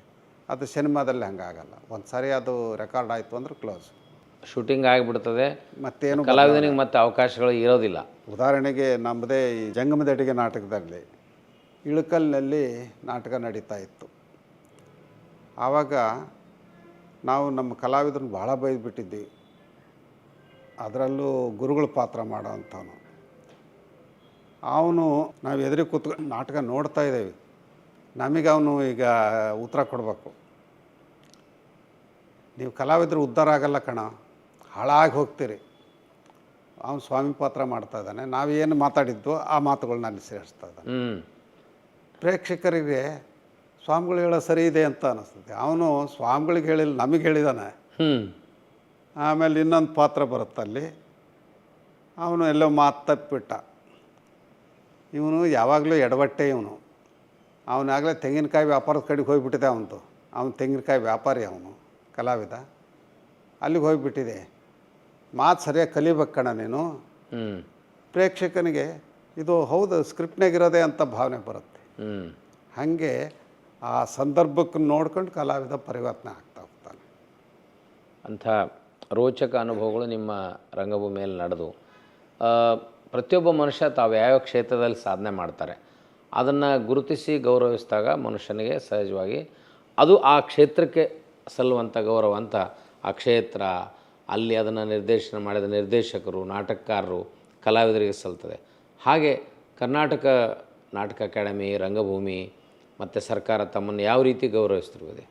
ರಂಗಭೂಮಿಯಲ್ಲಿ ಮತ್ತು ಸಾಹಿತ್ಯ ಕ್ಷೇತ್ರದಲ್ಲಿ ನಮ್ಮ ಸಾಧನೆಯನ್ನು ಗಮನದಲ್ಲಿಟ್ಕೊಂಡು ಮೊದಲು ಕರ್ನಾಟಕ ನಾಟಕ ಅಕಾಡೆಮಿ ಗೌರವ ಫೆಲೋಶಿಪ್ ಅಂತ ಒಂದು ಪ್ರಶಸ್ತಿಯನ್ನು ಕೊಡ್ತು. ನಮಗೆ ಭಾಳ ಮುಜುಗರ ಆವಾಗ. ಯಾಕೆಂದರೆ ಸ್ವಾಮಿಗಳಿಗೆ ಯಾವ ಪ್ರಶಸ್ತಿ ಅಗತ್ಯ ಏನಿದೆ, ಬೇಕಾ ಈ ಪ್ರಶಸ್ತಿ, ನಾವು ರಿಜೆಕ್ಟ್ ಮಾಡೋದು ಒಳ್ಳೆಯದು ಅಂತ ತೀರ್ಮಾನಕ್ಕೆ ಬಂದಿದ್ವಿ. ಆವಾಗ ನಮ್ಮ ಕೆಲವರು ಹಿತೈಷಿಗಳ ಹತ್ರ ಚರ್ಚೆ ಮಾಡಿದ್ವಿ. ಅವರು ಪ್ರೀತಿಯಿಂದ ಕೊಡ್ತಾ ಇದ್ದಾರೆ, ನೀವು ರಿಜೆಕ್ಟ್ ಯಾಕೆ ಮಾಡ್ತೀರಿ, ರಿಜೆಕ್ಟ್ ಮಾಡಿದ ಕೂಡಲೇ ನೀವು ದೊಡ್ಡ ಮನುಷ್ಯ ಆಗ್ತೀರಾ. ಆಮೇಲೆ ಅಷ್ಟೊತ್ತಿಗೆ MP ಪ್ರಕಾಶ್ ಅವ್ರು ಫೋನ್ ಮಾಡಿದರು, ಸ್ವಾಮೀಜಿ ದಯವಿಟ್ಟು ಒಂದು ಪ್ರಶಸ್ತಿ ಕೊಟ್ಟಿದ್ದೇವೆ, ತಾವು ರಿಜೆಕ್ಟ್ ಮಾಡಬಾರ್ದು, ನನಗೆ ಅವಮಾನ ಆಗ್ತೈತಿ ಅಂತ. ಅಲ್ರಿ ನಮಗದ್ರ ಅಗತ್ಯ ಏನೈತಿ ಹೇಳ್ರಿ ಅಂತ. ನಿಮಗೆ ಅದರ ಅಗತ್ಯ ಇಲ್ಲ, ನಿಮಗೆ ಕೊಡೋದ್ರಿಂದ ಆ ರಂಗಭೂಮಿಗೆ ಒಂದು ಗೌರವ ಬರುತ್ತೆ, ಅದಕ್ಕೆ ಕೊಡ್ತಾ ಇದ್ದೀವಿ ಒಂದು ಆ ಪ್ರಶಸ್ತಿಯನ್ನು ಅನಿವಾರ್ಯವಾಗಿ. ಅದೇ ಮೊದಲ ನಮಗೆ ಬಂದಂಥ ಪ್ರಶಸ್ತಿ. ಅದಕ್ಕಿಂತ ಪೂರ್ವದಲ್ಲಿ ಒಂದು ಬಂದಿತ್ತು, ಇಳಕಲ್ ಮಠದಿಂದ ನಮ್ಮ ಒಂದು ಕೃತಿಗೆ ಅವರು ಪ್ರಶಸ್ತಿ ಕೊಟ್ಟಿದ್ದರು. ಆವಾಗೇನೋ ಪ್ರಶಸ್ತಿಗಳ ಬಗ್ಗೆ ನಾವು ಅಷ್ಟು ವಿಶೇಷವಾದ ಗಮನ ಹರಿಸಿರಲಿಲ್ಲ. ಆದರೆ ಇದು ಒಂದಿಷ್ಟು ಸಾರ್ವಜನಿಕರ ಗಮನ ಸೆಳೆಯುವಂಥ ಪ್ರಶಸ್ತಿ ಆಗಿತ್ತು. ಅದನ್ನು ನಾವು ಸ್ವೀಕಾರ ಮಾಡಿಕೊಂಡು ಇದರಲ್ಲಿ ಬಳ್ಳಾರಿಯಲ್ಲಿ ಅದರ ಪ್ರಶಸ್ತಿ ಪ್ರದಾನ ಇತ್ತು. ಆವಾಗ ನಮಗೆ ಮಾತಾಡೋಕ್ಕೆ ಅವು ಕೊಟ್ಟರು. ಸಾಮಾನ್ಯವಾಗಿ ಮಾತಾಡೋಕ್ಕೆ ಹೆಚ್ಚು ಜನರಿಗೆ ಕೊಡಲ್ಲ, ಅಲ್ಲಿ ನಮಗೆ ಮಾತನಾಡ್ಲಿಕ್ಕೆ ಕೊಟ್ಟರು. ಆವಾಗ ನಾವು ಹೇಳಿದ್ದು, ಈ ಪ್ರಶಸ್ತಿ ಬಂದಿರುವಂಥದ್ದು ನಮಗಲ್ಲ, ನಮ್ಮ ಕಲಾ ಸಂಘಕ್ಕೆ, ನಿರ್ದೇಶಕರಿಗೆ, ಕಲಾವಿದರಿಗೆ ಇದು ಸಲ್ಲೋ ಅಂಥದ್ದು, ಅವ್ರ ಪರವಾಗಿ ಅಷ್ಟೇ ನಾವು ಸ್ವೀಕಾರ ಮಾಡಿದ್ದೀವಿ ಅಂತ ಹೇಳಿದ್ವಿ. ಮುಂದೆ ರಾಜ್ಯೋತ್ಸವ ಪ್ರಶಸ್ತಿ ಪ್ರಕಟ ಆಯಿತು. ಆಗಲೂ ಒಂಥರ ಏನೋ ಮುಜುಗರ ಇತ್ತು. ಆವಾಗಲೂ ಮತ್ತೆ ನಮ್ಮ ಜೊತೆಗಿರೋವಂಥವ್ರ ಜೊತೆ ಚರ್ಚೆ ಮಾಡಿದಾಗ, ಇಲ್ಲ ಅದನ್ನು ಸ್ವೀಕಾರ ಮಾಡಬೇಕು ತಾವು ಅಂದರು. ಅಲ್ಲಿಂದ ಮುಂದೆ ನಾವು ಯಾರ ಹತ್ರನೂ ಯಾವ ಪ್ರಶಸ್ತಿಗಳು ಬಂದರೂ ಚರ್ಚೆ ಮಾಡೋಕ್ಕೆ ಹೋಗಿಲ್ಲ. ಅದಾಗಿ ಬರುತ್ತಾ ತಗೊಳ್ಳೋದು ಬಿಡೋದು. ಹಾಗೆಯೇ ಗೌರವ ಡಾಕ್ಟ್ರೇಟ್ ಬಂತು ಕುವೆಂಪು ವಿಶ್ವವಿದ್ಯಾಲಯದಿಂದ. ಹೀಗೆ ಅನೇಕ ರೀತಿಯ ಪ್ರಶಸ್ತಿಗಳು ಸಂಘ ಸಂಸ್ಥೆಗಳಿಂದ, ಸರ್ಕಾರದಿಂದ, ಖಾಸಗಿಯವರಿಂದ ಬಂದಿದ್ದವು. ಆದರೆ ಆ ಪ್ರಶಸ್ತಿಗಳು ಯಾವ ಬಂದಿದ್ದವು ಅಂತ ಇವತ್ತಿಗೂ ನಮಗೆ ಸರಿಯಾಗಿ. ಇತ್ತೀಚೆಗೆ ಕಾಯಕ ಯೋಗಿ ಸಿದ್ದ ಆವಾಗಲೂ ಕೂಡ ಇಂಥದೇ ಪ್ರಶಸ್ತಿ ಬಂದಾಗಲೂ ಕೂಡ ನಾವು ಅವಕ್ಕೆ ಯಾವಕ್ಕೂ ಹೆಚ್ಚು ಮಾನ್ಯತೆ ಕೊಡೋದಿಲ್ಲ. ಆದರೆ ನಮಗೆ ಖುಷಿ ಆಗೋದೇನು ಅಂದರೆ, ಆ ಪ್ರಶಸ್ತಿ ಜೊತೆ ದುಡ್ಡು ಬಂದರೂ ಭಾಳ ಖುಷಿ. ರಂಗಭೂಮಿಗೆ ಬಳಸ್ಬೋದು, ಅದನ್ನು ಬಳಸ್ಬೋದು. ಈಗ ಉದಾಹರಣೆಗೆ ಈ ಕಾಯಕ ಯೋಗಿ ಸಿದ್ದರಾಮೇಶ್ವರ ಪ್ರಶಸ್ತಿ ಬಂತಲ್ಲ, ನಮಗೆ ಖುಷಿ ಆಯ್ತು. ಯಾಕೆಂದ್ರೆ ದುಡ್ಡು ಅದಕ್ಕೆ ಜಾಸ್ತಿ ಕೊಟ್ಟರು, 5 ಲಕ್ಷ ಕೊಟ್ಟರು. ಆಮೇಲೆ ಉಡುಪಿಯವರು ಒಂದು ಪ್ರಶಸ್ತಿ ಕೊಟ್ಟರು, ಅವ್ರು 3 ಲಕ್ಷ ಕೊಟ್ಟರು. ಹಣ ಕೊಟ್ಟದ್ದು ಮಾತ್ರ ನಮಗೆ ನೆನಪಿರುತ್ತೆ, ಬರೀ ಪ್ರಶಸ್ತಿ ಕೊಟ್ಟದ್ದು ನೆನಪಿರಲ್ಲ. ಕಾರಣ ಅಂದರೆ ಅದನ್ನು ಸದ್ವಿನಿಯೋಗ ಮಾಡಬೇಕು, ಬೇಕಾಗತ್ತಲ್ಲ ಹಣ. ತಮ್ಮ ಮೊದಲ ಆದ್ಯತೆ ಹಣಕಾಸಿನ ವಿಷಯ ಬಂದಾಗ ತಮಗೆ ಭಕ್ತರಿಂದಾದರೂ ಬರಲಿ, ಸಮಾಜಮುಖಿಯಾಗಿದ್ದರೆ ಬರಲಿ, ಸರ್ಕಾರದಿಂದ ಬರಲಿ, ಅದನ್ನು ಮುಖ್ಯವಾಗಿ ತಾವು ಬಳಸ್ಬೇಕು ಅನ್ನೋದು ಲಕ್ಷ್ಯ ಯಾವ ಕಡೆ ಇರ್ತದೆ ರೀ ತಮ್ಮ? ಆ ಹಣ ಯಾವುದಕ್ಕೆ ಬಂದಿದೆಯೋ ಅದಕ್ಕೆ ಬಳಸಬೇಕು ಅಂತ. ಆಮೇಲೆ ಹಣ ನಮಗೆ ಡೆಪಾಸಿಟ್ ಮಾಡಬೇಕು ಅನ್ನೋದು ನಮ್ಮ ಉದ್ದೇಶ ಇಲ್ಲೇ ಇಲ್ಲ. ಯಾಕೆ ಅಂತಂದರೆ, ಡೆಪಾಸಿಟ್ ಮಾಡಿ ಅದನ್ನು ಕೂಡಿಟ್ಟ ಮೇಲೆ ಭಕ್ತರ ನಮ್ಮ ಸಂಬಂಧ ಕಡಿಮೆ ಆಗಿಬಿಡುತ್ತೆ. ಹಣ ಇದ್ದಾಗ ಇನ್ನೊಬ್ಬರ ಹತ್ರ ನೀವು ಹೋಗೋದೇ ಇಲ್ಲ. ಹಣ ಇಲ್ಲ ಅಂತಂದರೆ, ಈಗ ಅದರ ತುರ್ತು ಅಗತ್ಯ ಇದೆ ಅಂತಂದರೆ, ಸಿದ್ದು ಅವರೇ ಒಂದಿಷ್ಟು ಬೇಕು ಹಣ ಕೊಡ್ರಿ ಅಂತಂದ್ರೆ ಕೊಟ್ಬಿಡ್ತೀರಿ. ನಮ್ಮ ಹತ್ರ ಹಣ ಇತ್ತು ಅಂದರೆ ನಾವು ಸಿದ್ದು ಅವ್ರನ್ನ ಮಾತಾಡ್ಸೋಕ್ಕೆ ಹೋಗಲ್ಲ, ಅವ್ರು ಎಷ್ಟು ದೊಡ್ಡವರಿರಲಿ ಸಣ್ಣವರಿರಲಿ. ಹಾಗಾಗಿ ಒಂದು ಹತ್ರ ಈ ಹಣ ಕ್ರೋಢೀಕರಣ ಆಯಿತು ಅಂದರೆ ವ್ಯಕ್ತಿಗೆ ಅಹಂಕಾರ ಆವರಿಸ್ತದೆ. ಶರಣರು ಹೇಳುವಂಥ ಕಾಯಕ ಮತ್ತು ದಾಸೋಹ ತತ್ವ ಇದೆಯಲ್ಲ, ಇದು ನಮಗೆ ಭಾಳ ಮೆಚ್ಚುಗೆ ಆಗಿರೋವಂಥದ್ದು. ಉದಾಹರಣೆಗೆ ಭಕ್ತರನ್ನು ದಾಸೋಹಕ್ಕೆ ಪ್ರೇರಣೆ ನೀಡಲಿಕ್ಕೆ ಮಠಾಧೀಶರು ಅವ್ರನ್ನ ತೊಡಗಿಸಿಕೊಂಡಾಗ, ರಂಗಭೂಮಿ ಚಟುವಟಿಕೆಗಳಿಗೆ ಹಣ ಕೇಳಿದಾಗ ಅವರ ಪ್ರತಿಕ್ರಿಯೆ ಮತ್ತು ಇನ್ವಾಲ್ವ್ಮೆಂಟ್ ಹೇಗಿತ್ತು ಬುದ್ಧಿ? ಇದುವರೆಗೂ ಎಲ್ಲರೂ ಭಾಳ ಪ್ರೀತಿಯಿಂದನೇ ಕೊಟ್ಟಿದ್ದಾರೆ. ಒಳ್ಳೆ ಕೆಲಸ ನಡೀತಾ ಇದೆ. ನಮ್ಮದೊಂದು ಸಣ್ಣ ಕಾಣಿಕೆ, ಈಗ ನಾಟಕೋತ್ಸವ ನಡೀತೈತೆ ಅಂತಂದರೆ ನಾವು ಕೇಳದೇ ಇದ್ದರೂ ಯಾರಾದರೂ ಬಂದರು, ಅವ್ರದ್ದು ಕನಿಷ್ಠ 5,000 ರೂಪಾಯಿ ಕೊಡ್ತಾರೆ, 2,000 ರೂಪಾಯಿ ಕೊಡ್ತಾರೆ, 10,000 ಕೊಡ್ತಾರೆ, 1 ಲಕ್ಷ ಕೊಡ್ತಾರೆ. ಕೇಳ್ದೇ ಕೊಡೋವಂಥವ್ರು ಜಾಸ್ತಿ ಆಗಿದ್ದಾರೆ. ಈಗ ಇಡಿಯಾಗಿ ತಮ್ಮ ಬದುಕಿನ ಒಟ್ಟು ಸಾಧನೆಗಳನ್ನು ನೋಡಿದಾಗ, ನಾವು ಕಳೆದ ಸಾರಿ ಮಾತುಕತೆಯಲ್ಲಿ ಈ ಲಿಂಗಾಯತ ಧರ್ಮ, ಮಠಗಳ ಪರಂಪರೆ, ಸ್ವಾಮಿಗಳ ಪಾತ್ರ, ಸ್ವಾಮಿಗಳಿಗೆ ಮಠಾಧೀಶರಿಗೆ ಇರಬಹುದಾದ ಚಾರಿತ್ರಿಕ ವಿಷಯಗಳ ಬಗ್ಗೆ ಚರ್ಚೆ ಮಾಡಿದ್ವಿ. ಇವತ್ತು ಇಡೀ ತಮ್ಮ ಮಾತುಗಳುದ್ದಕ್ಕೂ ರಂಗಭೂಮಿ ಹೇಗೆ ತಮ್ಮ ಮೇಲೆ ಪ್ರಭಾವ ಬೀರ್ತು, ರಂಗಭೂಮಿಯ ಪ್ರಭಾವ, ಪರಿಣಾಮ ಈ ಕುರಿತು ಭಾಳ ಸಮಗ್ರವಾದ ಒಂದು, ನಾವೇನು ಮೇಲಿಂದ ಮೇಲೆ ನಿಮ್ಮ ಸಾಣೆಹಳ್ಳಿಯನ್ನು ಕರ್ನಾಟಕದ ಸ್ಟ್ರಾಟ್ಫೋರ್ಡ್ ಅಪಾನ್ ಎವನ್ ಶೇಕ್ಸ್ಪಿಯರ್ನ ಹಳ್ಳಿ ಅಂತ ಹೇಳ್ತೇವೆ. ಹಾಗೆ ನಿಮ್ಮನ್ನು ಬೇರೆ ಬೇರೆಯವ್ರನ್ನ ಬೇರೆ ಬೇರೆ ಪದಗಳಿಂದ ವರ್ಣಿಸುವ ಉಪಾಧಿಗಳನ್ನು ಬಳಸುವ ಪದ್ಧತಿ ಇರ್ತದೆ. ಹಾಗೆ ಸಾಣೆಹಳ್ಳಿ ಶ್ರೀಗಳಂದ ತಕ್ಷಣ ನಾವು ರಂಗಸಂತರು ಅಂತಲೇ ಗೌರವಿಸ್ತೇವೆ. ತಮ್ಮ ರಂಗಸಂತದ ಅನುಭವಗಳನ್ನು ಭಾಳ ಸಮಾಧಾನದಿಂದ ನಿಮ್ಮ ನೆನಪುಗಳ ಆಳಕ್ಕೆ ಹೊಕ್ಕು ನಮ್ಮೊಂದಿಗೆ ಹಂಚಿಕೊಂಡಿದ್ದೀರಿ. ಅದಕ್ಕಾಗಿ ನಾನು ತಮಗೆ ಶರಣುಗಳನ್ನು ಸಲ್ಲಿಸ್ತೇನೆ. ಶರಣಾರ್ಥಿ. ಕೃತಜ್ಞ.